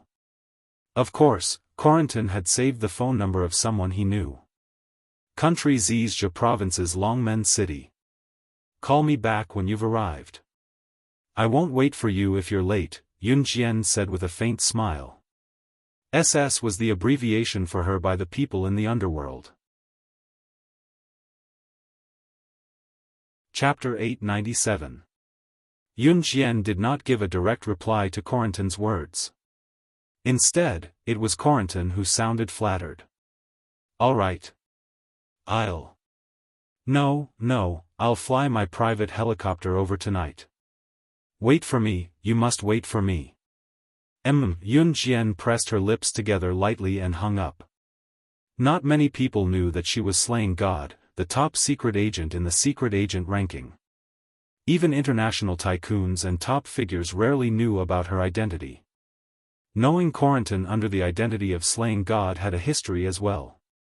Yun Jian had thought that she would not need Corentin's private number when he had forced it on her, but she did not expect to use it so soon. It was fortunate that she had memorized Corentin's number when she saw it back then. Otherwise, she would not have been able to reach him. After making the call to Corentin, Yun Jian turned to enter Gu Yunjian's villa. Yun Jian headed to New Cruise after meeting up with Qin Yiru. Recently, New Cruise had been planning to expand the company to all major regions in the country through franchising. Of course, New Cruise's headquarters was in Longmen City and this would not change. What was franchising? It was when a brand was established, selling their products to the entire country by collecting franchising fees. Those who applied for franchising had to follow the headquarters in the renovation of their storefronts and the management model. New Cruise was still planning this, so Yun Jian had been visiting the company more frequently recently. There were some things that Zhang Xiaofan could not do, so Yun Jian had to do it herself. It was Saturday night. Yun Jian had promised Chen Sini to have dinner at her house and she would not go back on her word. Moreover, Yun Jian wanted to check on Chen Sini's condition. Yun Jian had gone to Zhang Xiaofeng's house the last time. She had also arranged to meet Zhang Xiaofeng at his doorstep. After Yun Jian was done with New Cruise's matters, she went straight to Zhang Xiaofeng's house. Zhang Xiaofeng had been waiting for Yun Jian at his doorstep for quite some time. It was only when a silhouette came from afar that he waved frantically. "Master!" When Yun Jian heard the greeting, she knew it must be Zhang Xiaofeng without thinking. Hence, Yun Jian went to Zhang Xiaofeng. Beside Zhang Xiaofeng was a chubby Zhang Jian. Zhang Jian was rubbing his head as he greeted Yun Jian cutely, "Grandmaster." Yun Jian grinned and said, "Let's go." Zhang Jian had carried Chen Sini to the hospital and was considered to have saved her life. Hence, he was naturally invited to Chen Sini's house for dinner. In reality, Chen Sini's father, Chen Jinchuan, had not only invited Yun Jian and the rest. Chen Sini had just recovered from a serious illness while Chen Jinchuan was a businessman. A businessman should know how to do business. This kind of thing could be used as a pretext to invite some of his business partners over for a meal and talk about business, which was very good. Hence, when Zhang Xiaofeng brought Yun Jian and the rest to Chen Sini's house, they saw a few tables of food. Chen Sini's leg was not injured to begin with, so she could walk normally. Chen Sini's face was only slightly pale due to excessive blood loss. The most important thing for Chen Sini now was to replenish her blood composition. Yun Jian and the rest walked into the house and saw Chen Sini sitting at one of the tables, looking a little unhappy. In addition to Chen Sini, there were several other young men and women around the same age as Chen Sini sitting at the table. However, Yun Jian did not know any of them. Chapter 898. Yun Jian heard Chen Sini's shouts once she entered and saw Chen Sini waving at her, beckoning her over. "Looks like we're late. The dishes are almost all here." Zhang Xiaofeng lamented before he headed over with Yun Jian and Zhang Jian. "We're not late at all. It's fine as long as there's food," Zhang Jian added gluttonously as they walked. In return, Zhang Xiaofeng rolled his eyes and smacked him from top to bottom. "Look at you, you're so useless." As Zhang Xiaofeng and Zhang Jian spoke, both of them followed behind Yun Jian. "Jian, I've snatched this seat especially for you. Come over quickly." Seeing Yun Jian coming over, Chen Sini waved her hand quickly as if she was afraid that the seat she had snatched would be snatched away by someone else. "Tsk, you heartless Chen Sini. You didn't even snatch a seat for us," Zhang Xiaofeng teased. Then, the group sat down. There was a group of people sitting at the tables next to them. Only Yun Jian's table was filled with children. In reality, this was how it was usually arranged. The adults sat with the adults while the children sat with the children. Sometimes, the children's table would have their mothers with them. Yun Jian glanced around her table and saw that there were a few women at the same table as her. Of course, most of them were young men and women. It was not hard to tell that some of them were brought here by their mothers to attend the dinner. Be it the children or the women, they must have come with their fathers or husbands. Their fathers or husbands were also seated at the same table as Chen Sini's father, Chen Jinchuan. Seeing Yun Jian and her friends coming over, Chen Jinchuan, who was seated at the same table as himself, stood up. In any case, he would not forget that he was treating his daughter today because she had just recovered from a serious illness. Chen Jinchuan would never forget that the reason why his daughter could stand here alive was because Yun Jian, Zhang Xiaofeng, and Zhang Jian had saved her in time. "You guys are here?" Chen Jinchuan walked over to Yun Jian and the others with a wine glass in his hand. Yun Jian could tell that Chen Jinchuan's question was directed at her, so she nodded in response. Sorry for the inconvenience, huh? Chen Jinchuan laughed twice, and then continued to speak to Yun Jian. Thank you very much. Cinny, you have to entertain your friends on my behalf. Chen Jinchuan said with a smile. Got it, Dad. Chen Cinny nodded. Jinchuan, is this your Cinny? Because Chen Jinchuan walked over, everyone's gaze turned towards him. At this moment, at the same table as Yun Jian and the others, a woman in her 40s with a twisted face asked Chen Jinchuan. Obviously, this woman knew Chen Jinchuan. Huh, that's right, this is my Cinny. Chen Jinchuan said this and laughed twice. Jinchuan, I heard that Baiguang Model Agency has been banned from the industry.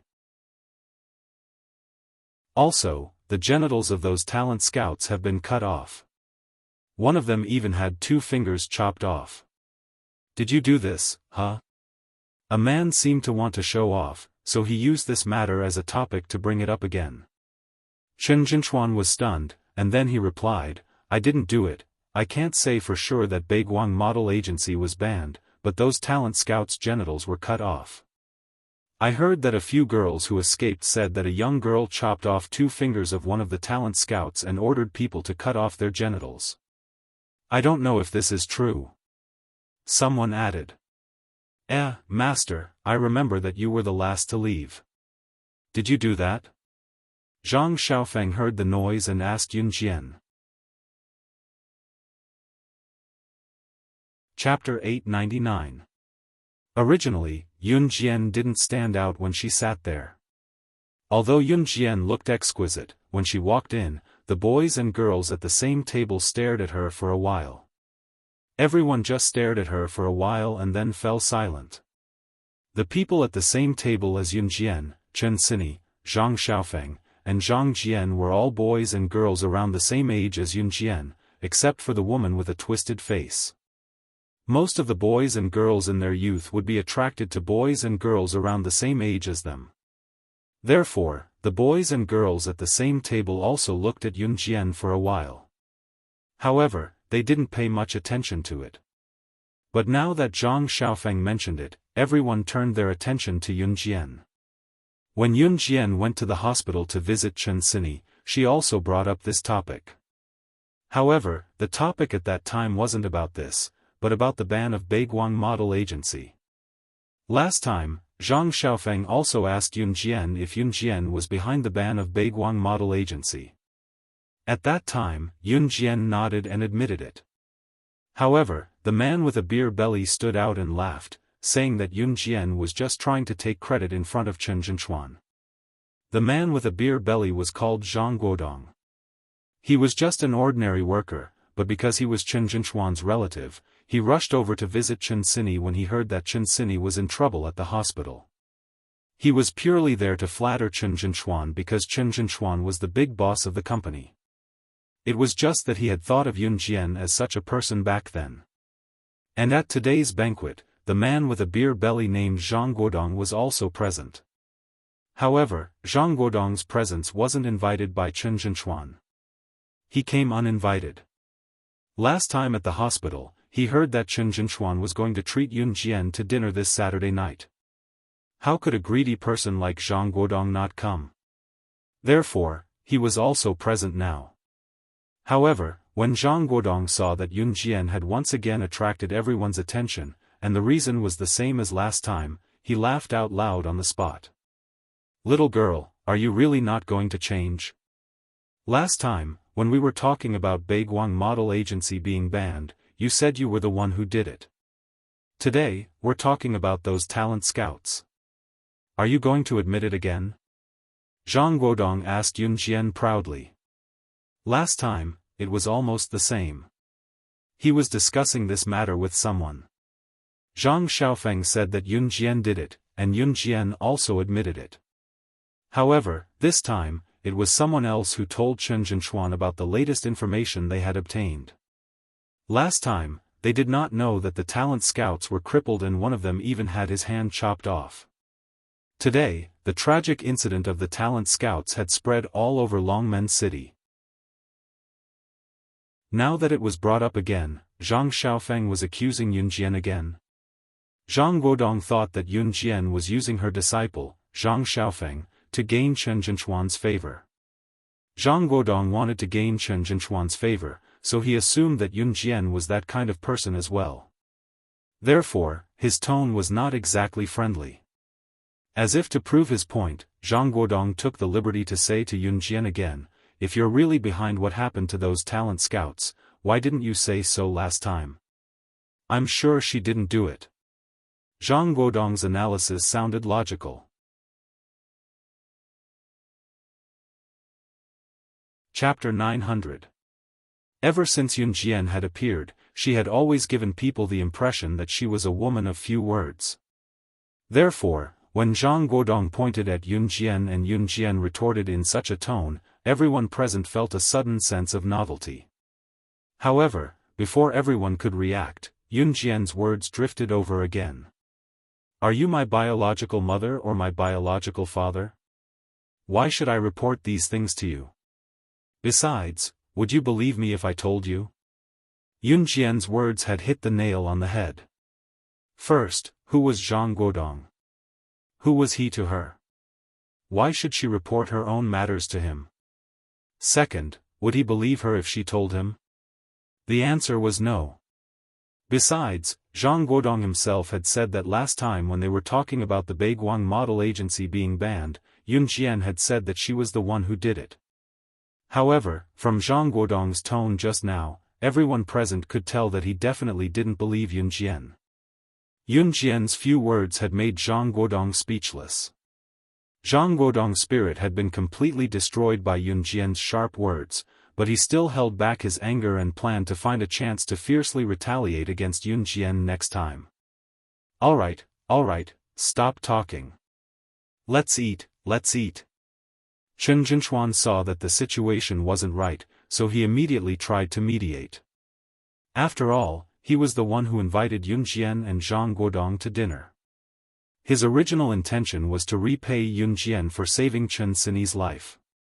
However, if Yun Jian quarreled with Zhang Guodong, wouldn't it become a bad thing instead of repaying her kindness?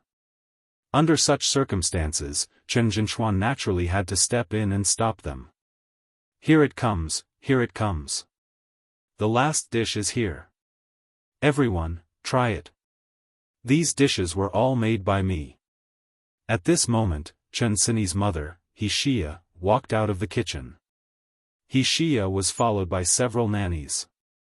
At this moment, the nannies were serving dishes to each table. Tonight's dinner was prepared by Wuxia. Although Wuxia looked like a well-bred young lady, she had actually learned how to cook. The dishes she made were comparable to the chefs of 4-star hotels.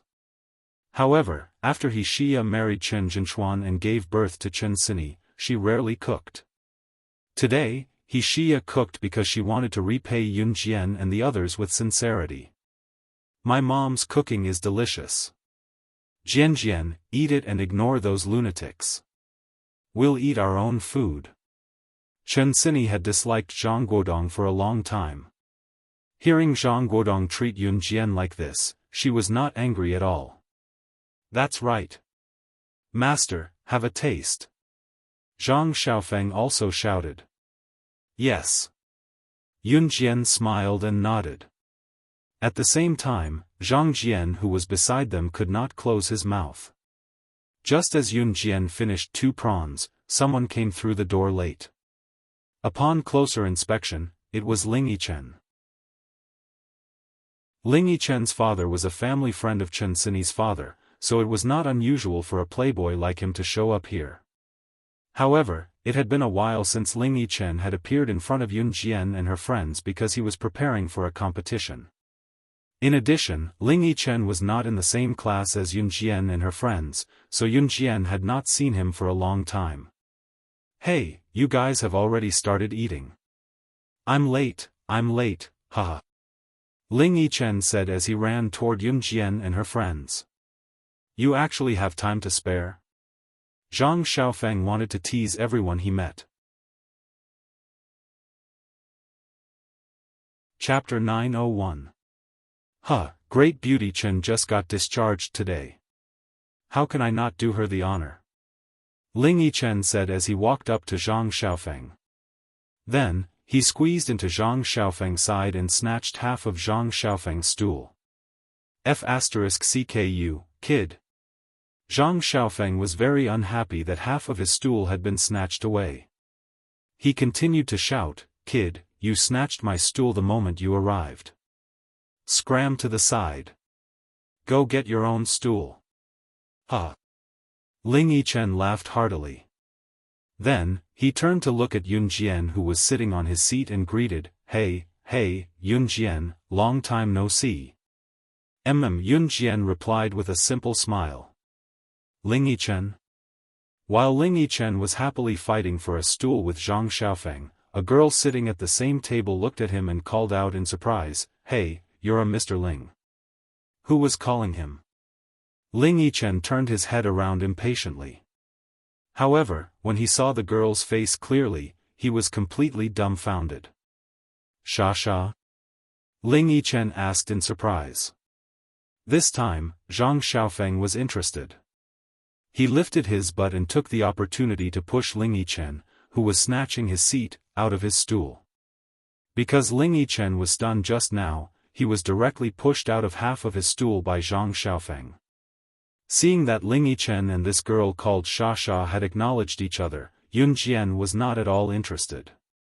She continued to peel the prawns in her hands. These prawns were delicious. Ling Yichen did not expect to bump into Sha here at all. He was a little stunned. This girl called Sha was called Ji Sha. She was Ling Yichen's ex-girlfriend. Speaking of Ling Yichen's love affairs, he really had a lot of them. He was the famous playboy in school. Before this, he changed girlfriends like he changed clothes. However, after meeting Yun Jian and the others, he completely restrained his temper. Right now, the school was abuzz with rumors that Ling Yichen had actually curbed his playful personality. This was simply untrue. The thing Ling Yichen was most afraid of right now was meeting his ex-girlfriends. Coincidentally, he actually met one today. While Ling Yichen was still in a daze, the boys and girls beside Ji Sha surrounded her and asked her questions. "Sha, who is this person? You guys know each other?" "That's right. Sasha, do you know them?" The people at the same table surrounded Ji Sha and asked. It felt as if Ji Sha was being praised to the heavens. On the other hand, Ji Sha herself was quite pretty, so she felt like she was floating in the air. "My friend," Ji Sha said arrogantly to the people around her. Then, she turned to look at Ling Yichen and invited him. "Ling Yichen, we haven't seen each other in a while. Shall we go shopping together later?" Ji Sha's gaze was as if Ling Yichen did not want to go shopping with her, it meant that he did not dare to go. Ling Yichen was silent for 2 seconds, then agreed. "Okay. The more the merrier. Bring your friends along and we'll go together," Ji Sha continued to say to Ling Yichen. However, at this moment, Ji Sha's gaze was on Yun Jian. Beautiful girls always like to compare themselves with other girls. Ji Sha was also such a girl. Moreover, Yun Jian was pretty. The boys and girls on Ji Sha's side also joined in the commotion. Especially the boys on Ji Sha's side. Their eyes were almost transfixed on Yun Jian.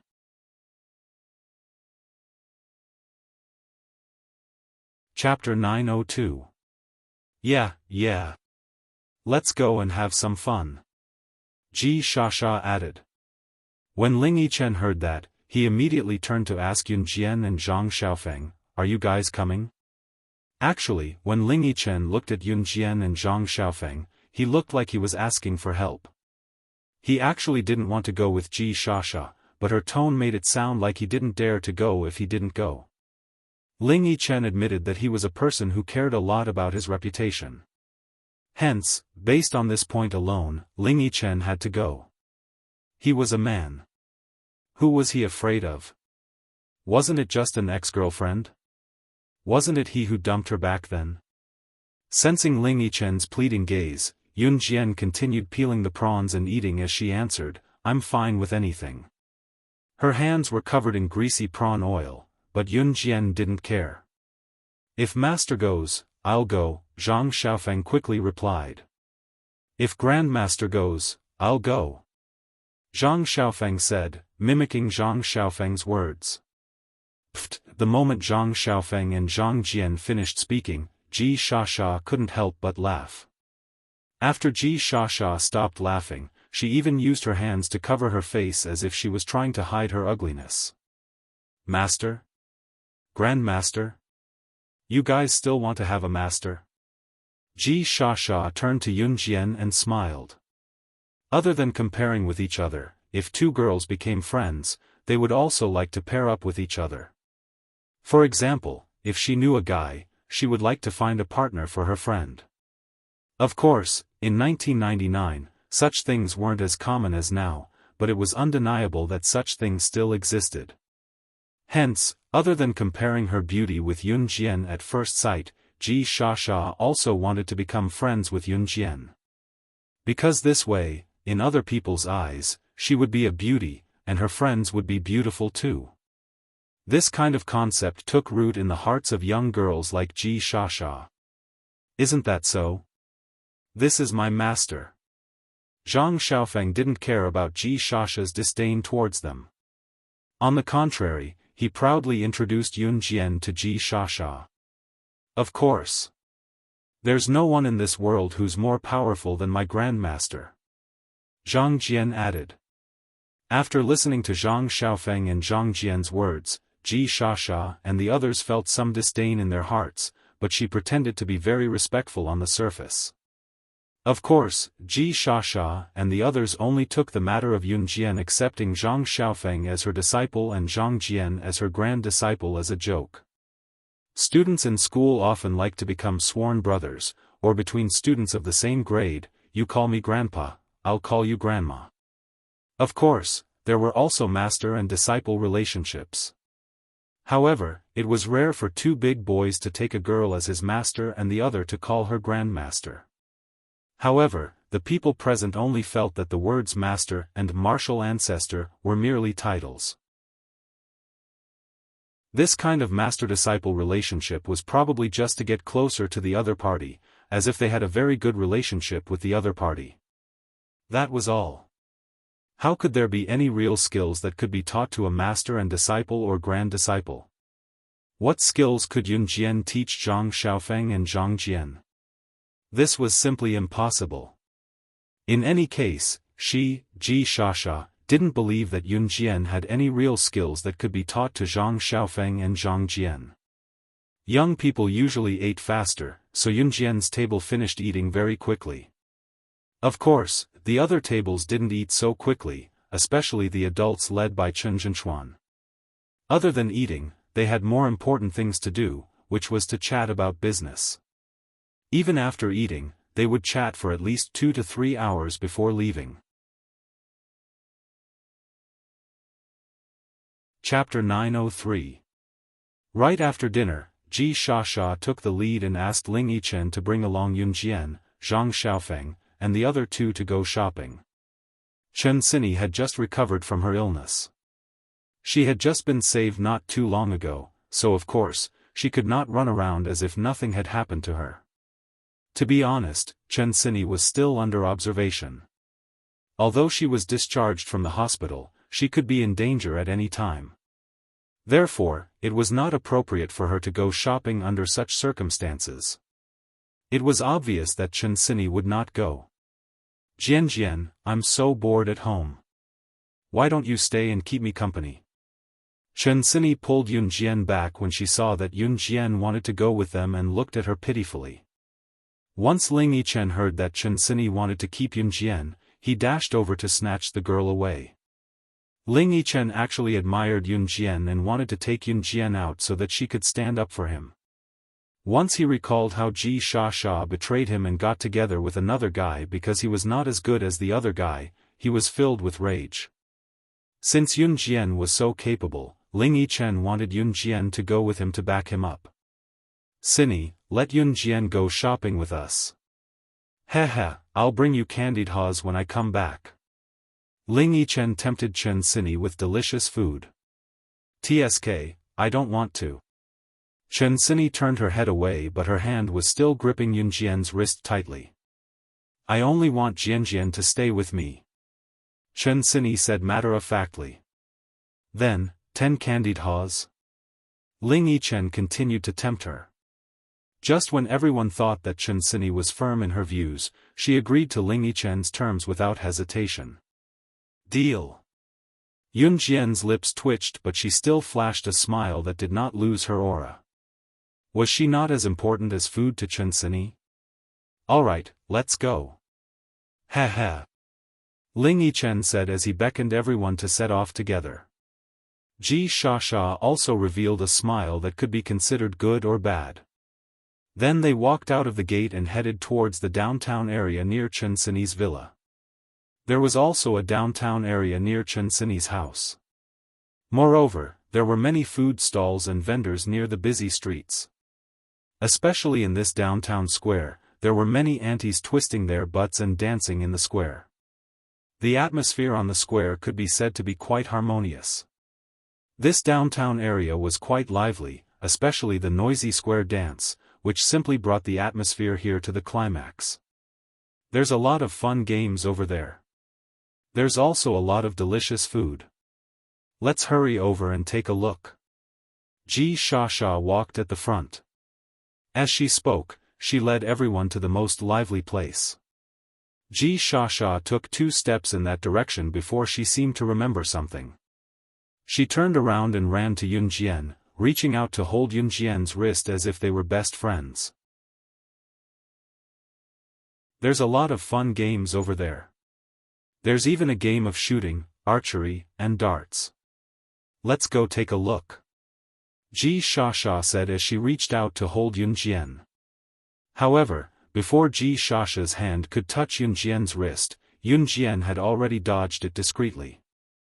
I don't like other people touching me, Yunjian said coldly and arrogantly as she dodged Ji Shasha's hand.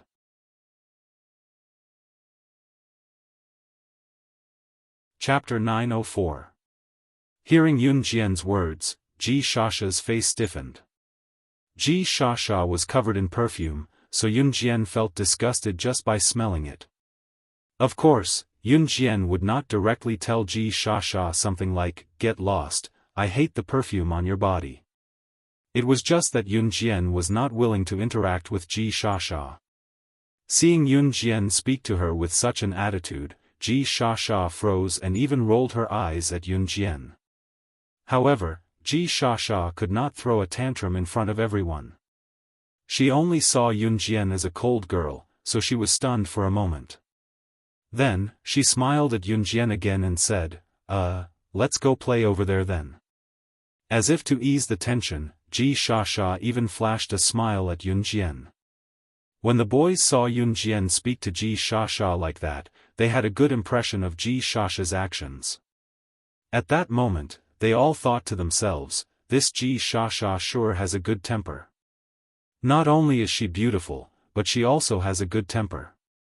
However, Yunjian was not bad either. Because Yunjian was prettier and more exquisite than Ji Shasha, Yunjian was the kind of girl who could not be found lacking at all. Moreover, Yunjian did not use rouge or face powder, but her skin still looked tender. This made everyone's hearts itch. Therefore, even though Yunjian had said those words just now, the boys felt that Yunjian was much better than Ji Shasha. Let's go play games. It's boring to stay here. The boys also joined in the commotion. Thus, the group walked towards the gaming area at the plaza. Other than a group of aunties dancing in the plaza, the gaming area was right next to it. Speaking of the gaming area, one had to mention the balloon shooting game. How did Ling Yichen meet Yunjian back then? They had met during the school's autumn outing when they won a prize by shooting balloons in the park. Back then, Ling Yichen was still a little conceited, thinking that he was very good at shooting balloons. However, after meeting Yunjian, he realized that the worst thing he did was to act like a big shot in front of Yunjian. In the end, he was slapped in the face. Let's go play balloon shooting. You boys should be very good, right? Get a big doll for us girls. Ji Shasha saw that Yun Jian was ignoring her, so she turned around and held another girl's hand in hand. Ji Shasha's words made several of the boys present roll up their sleeves. They wanted to show off in front of the girls to show off their prowess. Go away, go away. Leave this to me. Among them, the one who had called Yun Jian a babe and jeered the loudest, the one with a crooked nose but dressed fashionably, took a glance at Yun Jian before going up to show off his skills in front of the girls. In this balloon shooting game, you could shoot balloons with guns, darts, or even shoot balloons with arrows. In short, as long as you could shoot balloons within the set number, you would win the prize. Of course, it was actually quite difficult to shoot a gun. Moreover, some shop owners had tampered with the guns. Even if the gun was aimed at the balloons, it would not hit. The boy with the crooked nose was called Zhang Chengrui. He even struck a pose that he thought was very handsome, then glanced at Yun Jian from the corner of his eye. Just then, Ling Yichen's voice was heard. Yun Jian, do you want to go shoot a few shots too? Cindy is still hiding the big doll you gave her last time. If you give her another one, she'll be even happier later. It was actually very difficult to win a balloon shooting game like this. It was even harder to get a big doll.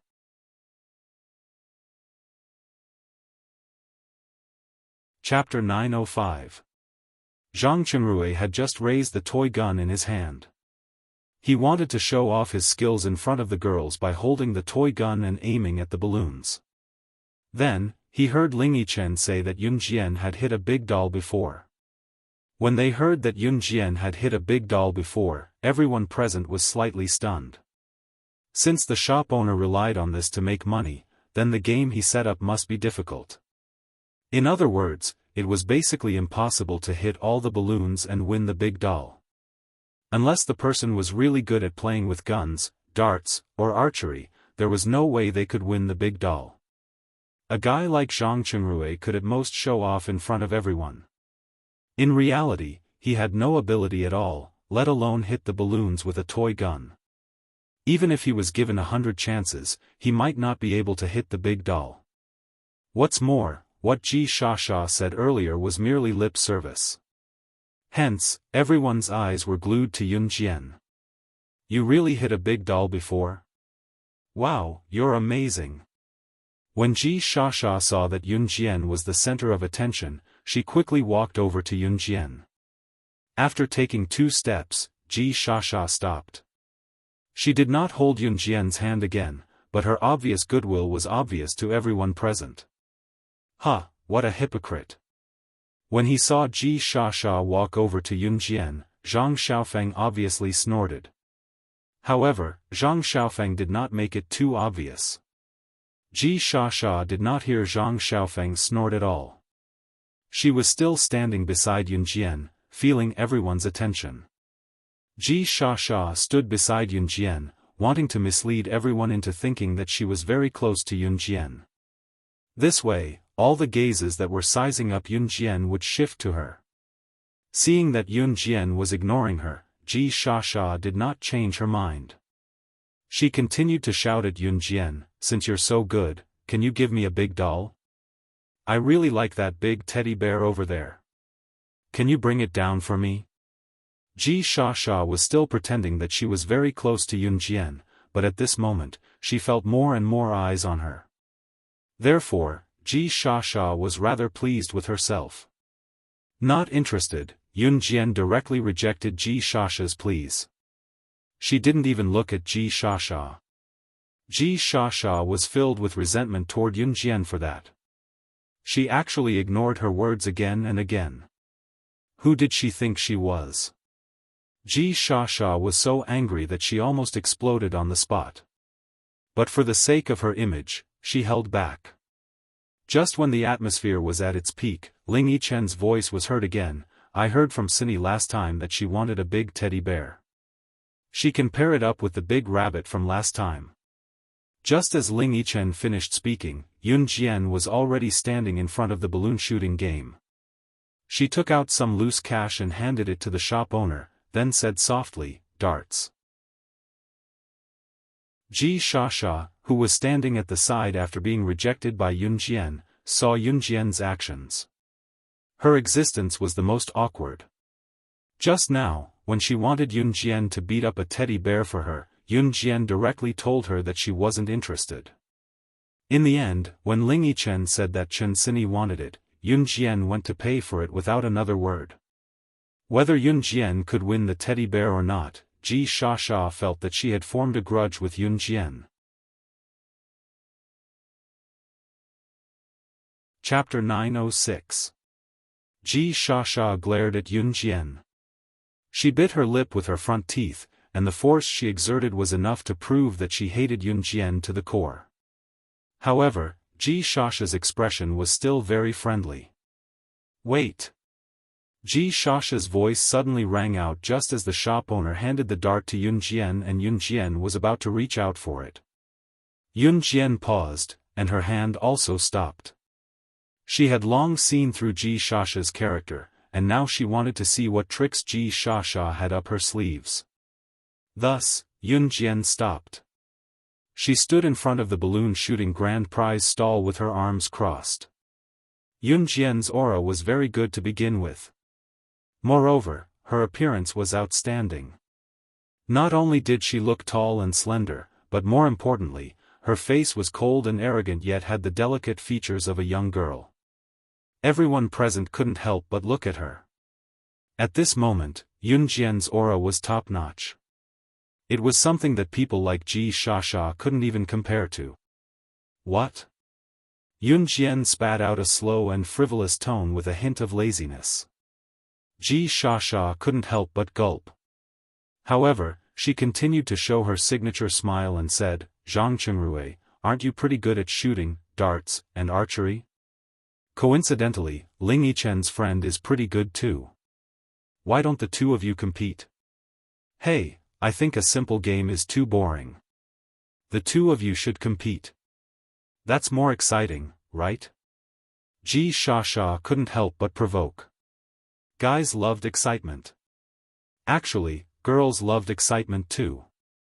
However, as long as they weren't the ones being watched, who wouldn't want to watch others do exciting things or compete? Thus, just as Ji Shasha finished speaking, Ji Shasha and Zhang Qingrui's group of friends started to jeer again. That's right, that's right. The two of you should compete. We're all watching. Hee hee. Someone said to Yun Jian and Zhang Qingrui. That's right. Pretty girl, you should compete with Zhang Qingrui. The fact that you got the big doll before means that you're really lucky. Isn't that the saying that luck is also a kind of ability?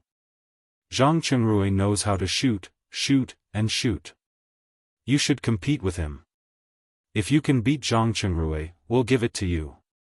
Although Yun Jian had gotten the big doll before, it was only once. Ji Shasha's friends naturally wouldn't think that Yun Jian had practiced. After all, Yun Jian was still young and she was a girl. Which girl would practice marksmanship, darts, and archery? Therefore, everyone thought that Yun Jian was lucky to have won the prize back then. Ling Yichen was inwardly gleeful when he saw the questioning gazes of the people around them. Ling Yichen was planning to let Yun Jian teach them a lesson later. At that moment, Zhang Qingrui, who was asked to compete with Yun Jian in shooting, darts, or shooting, looked at Yun Jian eagerly. He even pretended to be cool as he flipped his short hair. His smug expression was hard to ignore. Although Zhang Qingrui had never won the big doll, he was still an expert at shooting balloons. Coupled with the praises of the people around him, he really thought that he was amazing. At the same time, he naturally thought that Yun Jian had won the big doll because of Yun Jian's luck. After all, luck was also a kind of ability.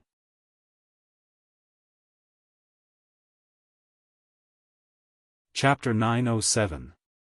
Zhang Qingrui said this with a confident tone, as if he was really invincible. Oh, when the surrounding people heard Zhang Qingrui's indirect confession, they all cheered, hey, hey, hey, for a moment. Young people like to jeer, and of course, Ji Shasha's group of friends were the same. What's more, some students in the school liked to do the most was to pair up. When they were paired up, they liked to act as matchmakers and help others get paired up. Zhang Qingrui, don't tell me you liked the girl from the first time you saw her. You were just trying to hit on her. After a boy finished jeering, he started to tease Zhang Qingrui. Boys like to kick up a fuss, especially when a boy confessed to a girl. If there were friends standing around, then his friends would definitely exaggerate and kick up a fuss. Although Zhang Qingrui had just gotten to know Yun Jian and it was considered a bet, everyone was observant and could tell that Zhang Qingrui was interested in Yun Jian at first glance. If you ask me, Zhang Qingrui is such an outstanding person. He's not bad looking and has a good family background. Pretty girl, I think you should just say yes to him. Say yes to him and we can hang out together in the future. Isn't that great, right? Huh. Another guy spoke up for Zhang Qingrui. The way he called her, pretty girl, made Yun Jian uncomfortable all over. She didn't know why, but she just didn't like this atmosphere. Not only did she not like it, but she also hated it. When he heard his brother speaking up for him, Zhang Qingrui forgot about the bet he had previously thought of. He looked at Yun Jian with deep affection. Yun Jian's looks were indeed outstanding. She was the most outstanding in both appearance and temperament. That face without any makeup was as smooth and delicate as a newborn baby. It made people itch when they looked at it from afar. Such a beauty, if he could get his hands on her, bah! You're really a toad lusting after a swan. You? Are you worthy of my master? Little guy, it's morning. Stop dreaming. Zhang Xiaofan was disgusted by Zhang Qingrui's words. He looked at Zhang Qingrui and said angrily. Zhang Xiaofang's words made Zhang Qingrui want to strangle Zhang Xiaofan to death. If it weren't for the fact that he wanted to establish a good image in front of Yun Jian, Zhang Qingrui would have rushed up and fought with Zhang Xiaofan. TSK. What toad lusting after swan meat? You better show me some respect. Otherwise, I'll make you leave crying. Although Zhang Qingrui didn't make a move, his tone wasn't pleasant either. Just as Zhang Xiaofan was about to roll up his sleeves and fight with Zhang Qingrui, Yun Jian's cold voice sounded. I agree to bet with you. Yun Jian's cold voice was devoid of any warmth. Everyone's hearts tightened slightly. Yun Jian agreed to Zhang Qingrui's bet. However, based on the current situation, Yun Jian would definitely lose. After all, Zhang Qingrui was really capable. What about Yun Jian? She was just lucky the last time. Everyone present automatically thought that Yun Jian was lucky to win the big doll. So when they heard that Yun Jian agreed to the bet with Zhang Qingrui, could it be understood that she was indirectly agreeing to be Zhang Qingrui's girlfriend? Just as everyone thought of this, even Zhang Qingrui himself thought so. Yun Jian's voice sounded again. She said to Zhang Qingrui.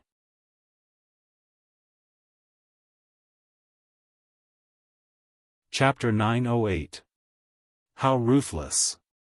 If Zhang Qingrui lost to Yun Jian, he would have to kneel down and kowtow to Yun Jian 3 times and call her ancestor.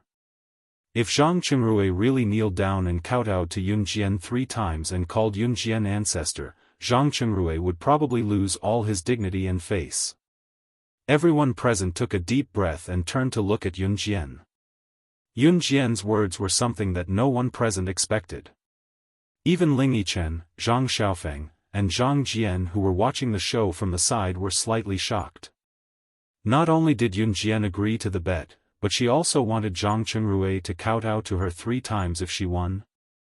Wasn't this a little too ruthless? However, before anyone could think about it, Yun Jian's words came again. She said to Zhang Qingrui in a provocative tone, how about it? Do you dare to bet with me? Yun Jian's tone sounded as if everything was under her control. It was as if Zhang Qingrui was bound to lose. At that moment, even Zhang Qingrui couldn't help but take a deep breath. After he calmed down, he remained silent for a while. If he went back on his word and didn't bet with Yun Jian, it would destroy the masculinity that he had just built up. For a moment, Zhang Qingrui really didn't know how to choose. "Heh, that's all you have," Yun Jian scoffed and said softly. Yun Jian's mocking words directly provoked Zhang Qingrui's morale. If Zhang Qingrui did have the intention to give up on the bet with Yun Jian, then at that moment, Zhang Qingrui was completely instigated by Yun Jian. "Why wouldn't I dare to bet?" Zhang Qingrui said loudly. After a pause, he continued to look at Yun Jian from head to toe and said, "Little beauty, you said it yourself. If you lose, you have to be my girlfriend. You can't go back on your word." Zhang Qingrui looked at Yun Jian with an evil gaze, which made Yun Jian very unhappy. Yun Jian didn't say whether she agreed or not. She continued to urge, "Do you want to go first, or should I?" "Of course I'll go first." Zhang Qingrui pretended to be a man and stretched out his arms to show off his muscles, but in fact, he didn't have any muscles at all. As he spoke, Zhang Qingrui had already arrived in front of the balloon shooting game stall under the cheers of the boys. "Then let's compete in darts." Zhang Qingrui saw Yun Jian holding darts in her hand, so he smiled slyly. She had heard from Ling Yichen that Yun Jian had gotten a big doll from shooting. Now that they were competing in darts, Yun Jian wouldn't know how to do it, would she? When he thought about how he only needed to pop a few more balloons than Yun Jian to be able to have the beauty in his arms, Zhang Qingrui felt his body become restless. "Good luck, you guys." Ji Shasha, who was standing far away, smiled, but she had other thoughts in her mind. "Good luck, good luck. Master, you can do it." Zhang Xiaofan shouted, not to be outdone. "Grandmaster, you can do it. You're the best. Hee, let him see your amazing skills." Zhang Jian also followed up with a shout. Bang! At that moment, Zhang Qingrui had already popped the first balloon with the first dart in his hand. Zhang Qingrui broke out in cold sweat when he popped the first balloon, but he still looked at Yun Jian very proudly. His gaze was as if he was gloating that he had popped the first balloon, as if he would definitely win. Chapter 909. Zhang Qingrui saw that Yun Jian didn't intend to pay attention to him, but he wasn't angry. Instead, he put on an expression that said, "Just wait and see." Then, he took the dart and threw it again with full concentration. Bang! The sound of a balloon being punctured was heard again. At this time, sweat gathered on Zhang Qingrui's forehead. Every time Zhang Qingrui threw a dart, his hand trembled. It had to be said that Zhang Qingrui's hand trembled more and more as the dart went on. After all, the first and second dart might be able to hit the balloon, but if he didn't have confidence in himself, what if one of the dart flew wrong and couldn't puncture the balloon? Of course, Zhang Qingrui and Yun Jian were competing to see who could puncture more balloons. If neither of them reached 15 dart and each dart punctured a balloon, then it would depend on who could puncture more balloons. But what if Yun Jian really hit every dart? This was what Zhang Qingrui was afraid of. If Yun Jian hit every dart and was really lucky, then wouldn't he really have to kowtow to Yun Jian 3 times and call her ancestor in public? No, this was impossible, and he couldn't. He still wanted to save face. For the next dozen or so dart, Zhang Qingrui developed quite well. He actually punctured more than a dozen balloons. This kind of dart could fly 15 dart in total. However, when Zhang Qingrui threw the 13th dart, he suddenly lost control of his hand and threw a dart that didn't hit the balloon. This miss scared Zhang Qingrui. He swallowed a few mouthfuls of saliva, and his hand couldn't help but shiver. Come on, Zhang Qingrui. I believe you can do it. Zhang Qingrui's buddy next to him cheered for Zhang Qingrui. Zhang Qingrui tried to calm down after being cheered by his buddy. After calming down, Zhang Qingrui took 2 deep breaths, and then he threw the last 2 dart in succession. Bang bang! The dart punctured the balloon and made the sound of the balloon being punctured. Phew! Zhang Chengrui breathed a sigh of relief. Then, he stretched out his hand and swung it. Only then did he look at Yun Jian. "Little beauty, it's your turn." Zhang Chengrui teased. There were a total of 15 darts, and he hit 14 of them. That was to say, he had punctured 14 balloons, and only one balloon had not been hit. This kind of result should be considered to be in the upper echelons of the number of people who won the balloon shooting game, right? Zhang Chengrui, you're amazing. Too powerful. Ji Shasha couldn't help but speak first. As she spoke, Ji Shasha looked at Ling Yichen provocatively. Actually, Ji Shasha was competing with Ling Yichen. He. Zhang Chengrui really thought that he was very powerful.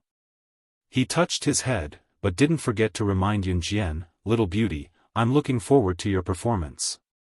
As he spoke, Zhang Chengrui still had a feeling that he was determined to win. When Zhang Xiaofan, Ling Yichen, and Zhang Jian saw this from afar, they did not panic at all. At the same time, Yun Jian extended her arms and held the 15 darts in each of her hands. Almost at the same time, she divided the 15 darts into 7 for her left hand and 8 for her right hand, holding them separately in both hands. F***ck, what's she doing? Is she going to throw 15 darts at the same time? Is she stupid? How low is the hit rate if she throws 15 darts at the same time? It's impossible to hit the target. Someone analyzed in a low voice. However, halfway through his analysis, Yun Jian had already thrown the darts in her hands. 15 darts were shot out at the same time. Everyone present was slightly surprised. However, just as everyone present thought that there was no chance of winning if all 15 darts were shot at the same time.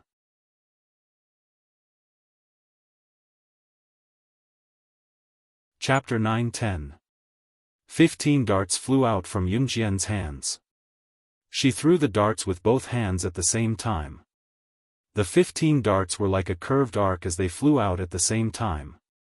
Not long after, a piercing sound was heard.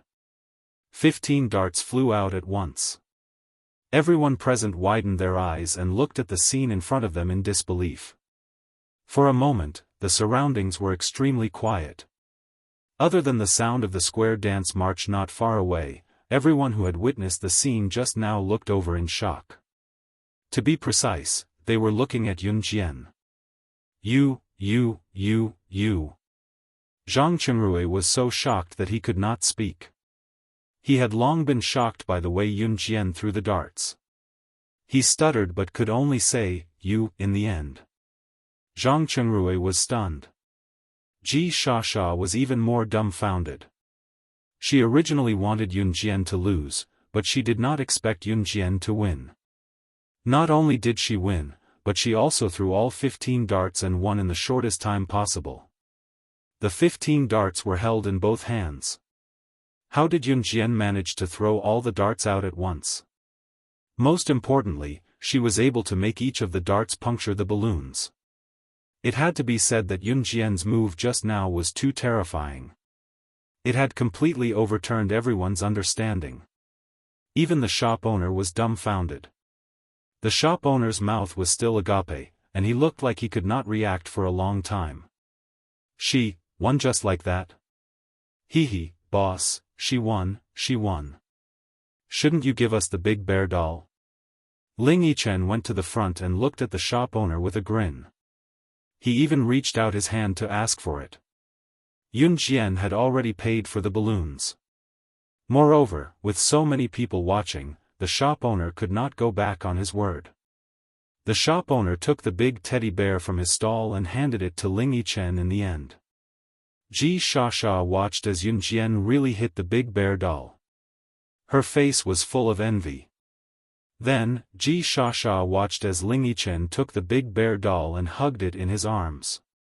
Ji Shasha was extremely envious. Ling Yichen, can you give this big teddy bear to me? Ji Shasha shamelessly asked Ling Yichen for it. She did not care if the teddy bear belonged to Yun Jian. It was in Ling Yichen's hands anyway. Back then, when Ling Yichen and Ji Shasha were still a couple, he would buy everything for Ji Shasha and treated her extremely well. However, Ji Shasha ran away with another guy because she despised Ling Yichen for not being as good as the other guy. Ji Shasha thought that since they were boyfriend and girlfriend in the past, Ling Yichen would probably give the big teddy bear to her, right? F***ck, get lost. Who wants to give it to you? It's Yun Jian's. Ling Yichen did not even look at Ji Shasha as he cursed. Ji Shasha was stunned. She had never heard Ling Yichen swear at her before. However, it was also at this moment that Yun Jian's voice rang out again. I've won. It's time for you to honor your words. Her words were directed at Zhang Chengrui. This. Zhang Chengrui suddenly remembered that he had promised Yun Jian. He immediately bit his lip. Hey, I was just joking just now. Little beauty, you were joking too, right? Hee, what kind of relationship do we have now? Let's just forget about what happened just now. Zhang Chengrui made up a bunch of nonsense. Yeah, we were just joking just now. Hee, I think we should just forget about it.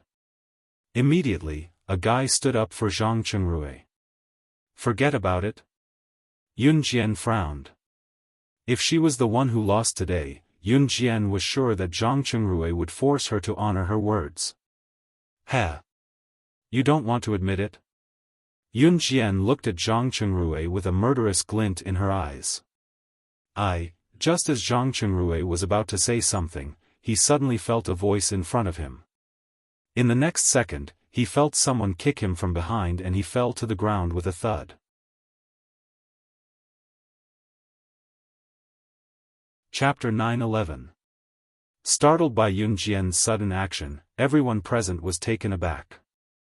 It was inevitable that Zhang Chengrui would not keep his word. Boys and girls who were in puberty had to kneel down and kowtow to others. They also had to call them ancestors. No one would be happy to do such a thing. Especially a boy like Zhang Chengrui who cared about his reputation to the extreme.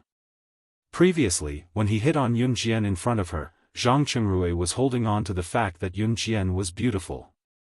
If he could successfully make Yun Jian his girlfriend, then he would be particularly magical in front of his classmates and friends. In this way, his reputation would be very big. Moreover, when he agreed to bet with Yun Jian, Zhang Chengrui felt that he would not lose. Even if he lost, he felt that he would not keep his promise. At most, he would just find an excuse. What kind of bet would there be?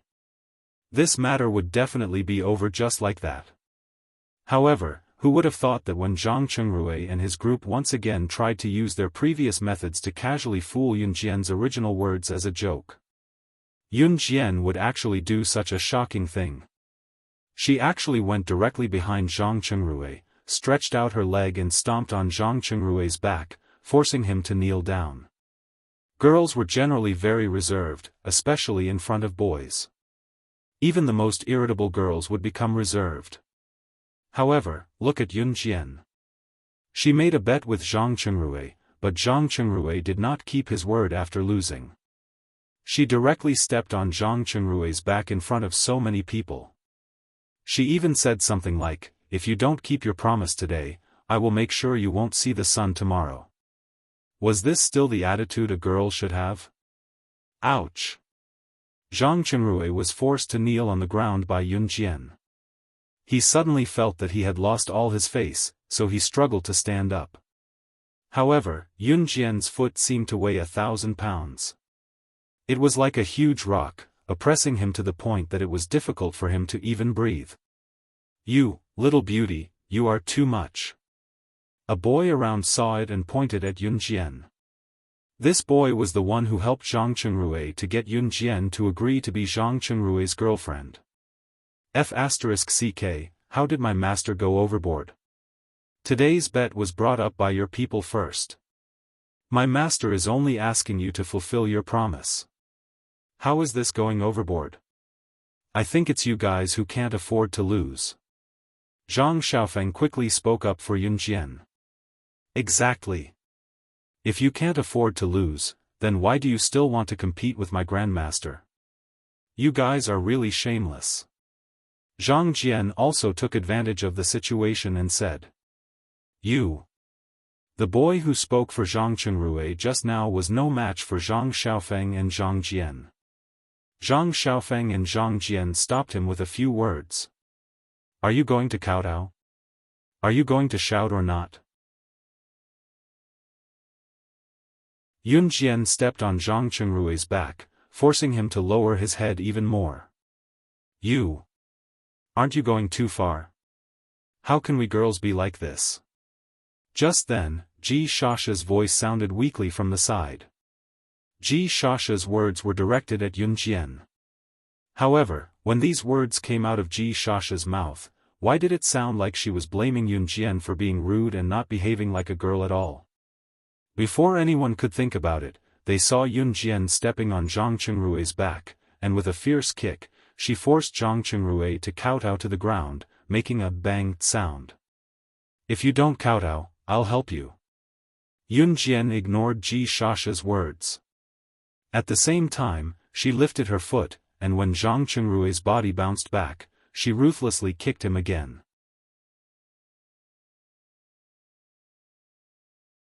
Chapter 9:12.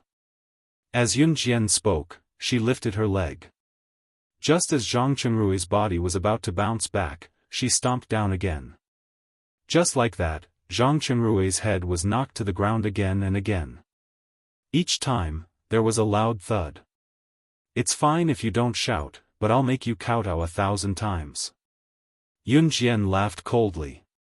As she spoke, she used this repeated position to make Zhang Qingrui kowtow a few more times. 1,000 times? Wouldn't Zhang Qingrui's head be smashed? Everyone present couldn't help but suck in a deep breath. Zhang Qingrui's head was smashed to the ground again and again, making a series of loud noises, which made everyone's hair stand on end. Don't! Don't! Zhang Qingrui was already dizzy from the kowtowing. He struggled with all his might and even reached back to pull Yun Jian's foot off his back. However, he couldn't even touch Yun Jian. I'll beg for mercy. I'll talk. I'll talk. Zhang Qingrui could even feel that his forehead was bleeding. He was so scared that his soul almost left his body. He quickly begged Yun Jian for mercy. Speak. Although Yun Jian stopped making Zhang Qingrui kowtow, her foot was still on Zhang Qingrui's back. After seeing Yun Jian's methods, Zhang Qingrui didn't dare to play any tricks. He still wanted to live.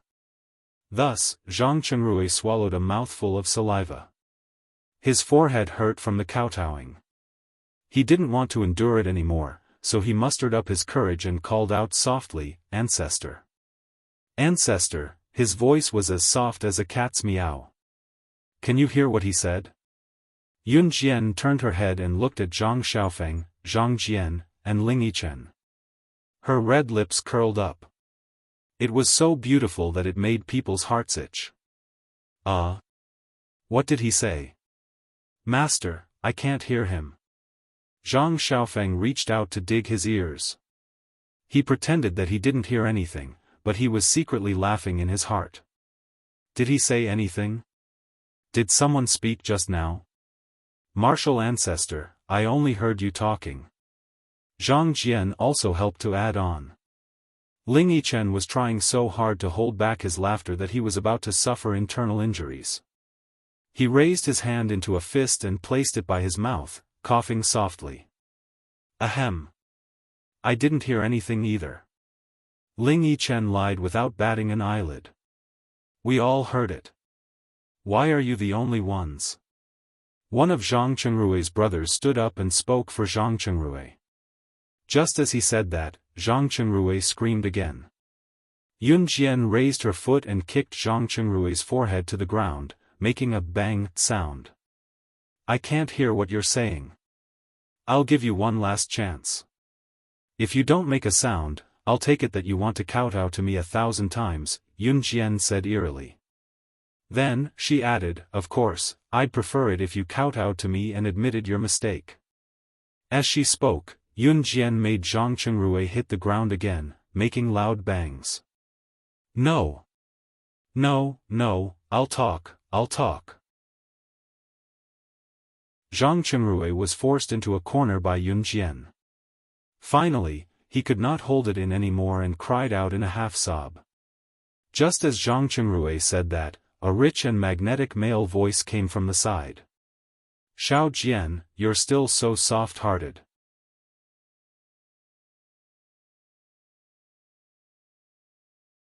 Chapter 9:13. The moment they saw the man, all the girls' hearts began to race. They saw Ce slowly walking towards them. His steps were steady, but they were mesmerizing. Ji Shasha, who stood where she was, watched as Ce appeared and made his way to her slowly. She felt as if her heart was about to melt, as if she had found her first love. Ji Shasha even had this thought in her mind, will this man who suddenly appeared walk towards me? The answer was no. Ce walked around Ji Shasha and the others. He wasn't the least bit attracted by the girls who were looking at him with reverence. Furthermore, he didn't even look at these girls. His black eyes only reflected a proud figure from the beginning to the end. That beautiful figure, her voluptuous figure, and her every move were enough to make him unable to let go. Why are you here? Yun Jian didn't loosen her grip on Zhang Qingrui's back, but she was still talking to Ce. If I didn't come, how would I be able to kill these flies who want to steal my woman? As Ce spoke, he had already arrived in front of Yun Jian. As Ce spoke, he stretched out his leg and viciously stepped on Zhang Qingrui's palm, causing him to toss and turn. Ah! You! It hurts! You! Zhang Qingrui had already planned to call Yun Jian ancestor, in exchange for not being tortured. However, he never expected that Ce would suddenly appear after Yun Jian agreed to let go. Ce didn't care who he was. He walked over and stepped on the back of Zhang Qingrui's palm without saying a word. The piercing pain caused Zhang Qingrui to curl up into a ball. Ancestor, I'm calling you ancestor. Please let me go, please let me go. Zhang Qingrui was in so much pain that he broke out in cold sweat. At the same time, he couldn't stop himself from shouting. At this moment, he was calling out ancestor quite smoothly. Now that Yun Jian had achieved her goal, she let go of his foot. In spite of it, Ce refused to budge even when Yun Jian had stopped. Ce stepped on the back of Zhang Qingrui's hand, a hint of disgust appearing on his handsome face. You can prepare to die now. Ce was no doubt more ruthless than Yun Jian. If one were to ask why, it was because Yun Jian had more concerns than Ce. Yun Jian's family in Longmen City was a family. This kinship was not easy to come by. It was something Yun Jian had yearned for 2 lifetimes. Ce had no qualms at all, so it was fine when he did not make a move, but once he did, he was going to kill his opponent. It was just that for Yun Jian, Ce held himself back. However, it didn't mean that he would let these people who wanted to steal his woman. Ji Shasha was envious from afar. Why did such a handsome guy appear out of nowhere and turn out to be Yun Jian's man? Why? As Ji Shasha pondered, she plucked up her courage and took 2 steps toward Ce. Hey, handsome, he's my friend. Can you let him go? Ji Shasha winked at Ce as she spoke. Ji Shasha was rather confident in her looks and did not think that she was worse than Yun Jian. It was her first time seeing someone as handsome as Ce. Ji Shasha's eyes were glued to him and she could not think of anything else. Ji Shasha was indignant when Ce ignored her. She reached out to touch Ce and said, "Handsome, do me a favor." She even stuck out her tongue playfully. She then continued, "He's my friend. Can you?" Ji Shasha did not notice that Ce's brows were furrowed into a line. When Ji Shasha was only half a meter away from Ce, the latter suddenly released his foot from Zhang Chengrui and raised it to kick Ji Shasha's abdomen, sending her flying a few meters away. At the same time, he spat out a few words coldly, "You're right. You're right." You're tuning into the Xiaofan's Wuxia Tales YouTube channel. Don't forget to subscribe and join us on this journey to catch the most captivating stories.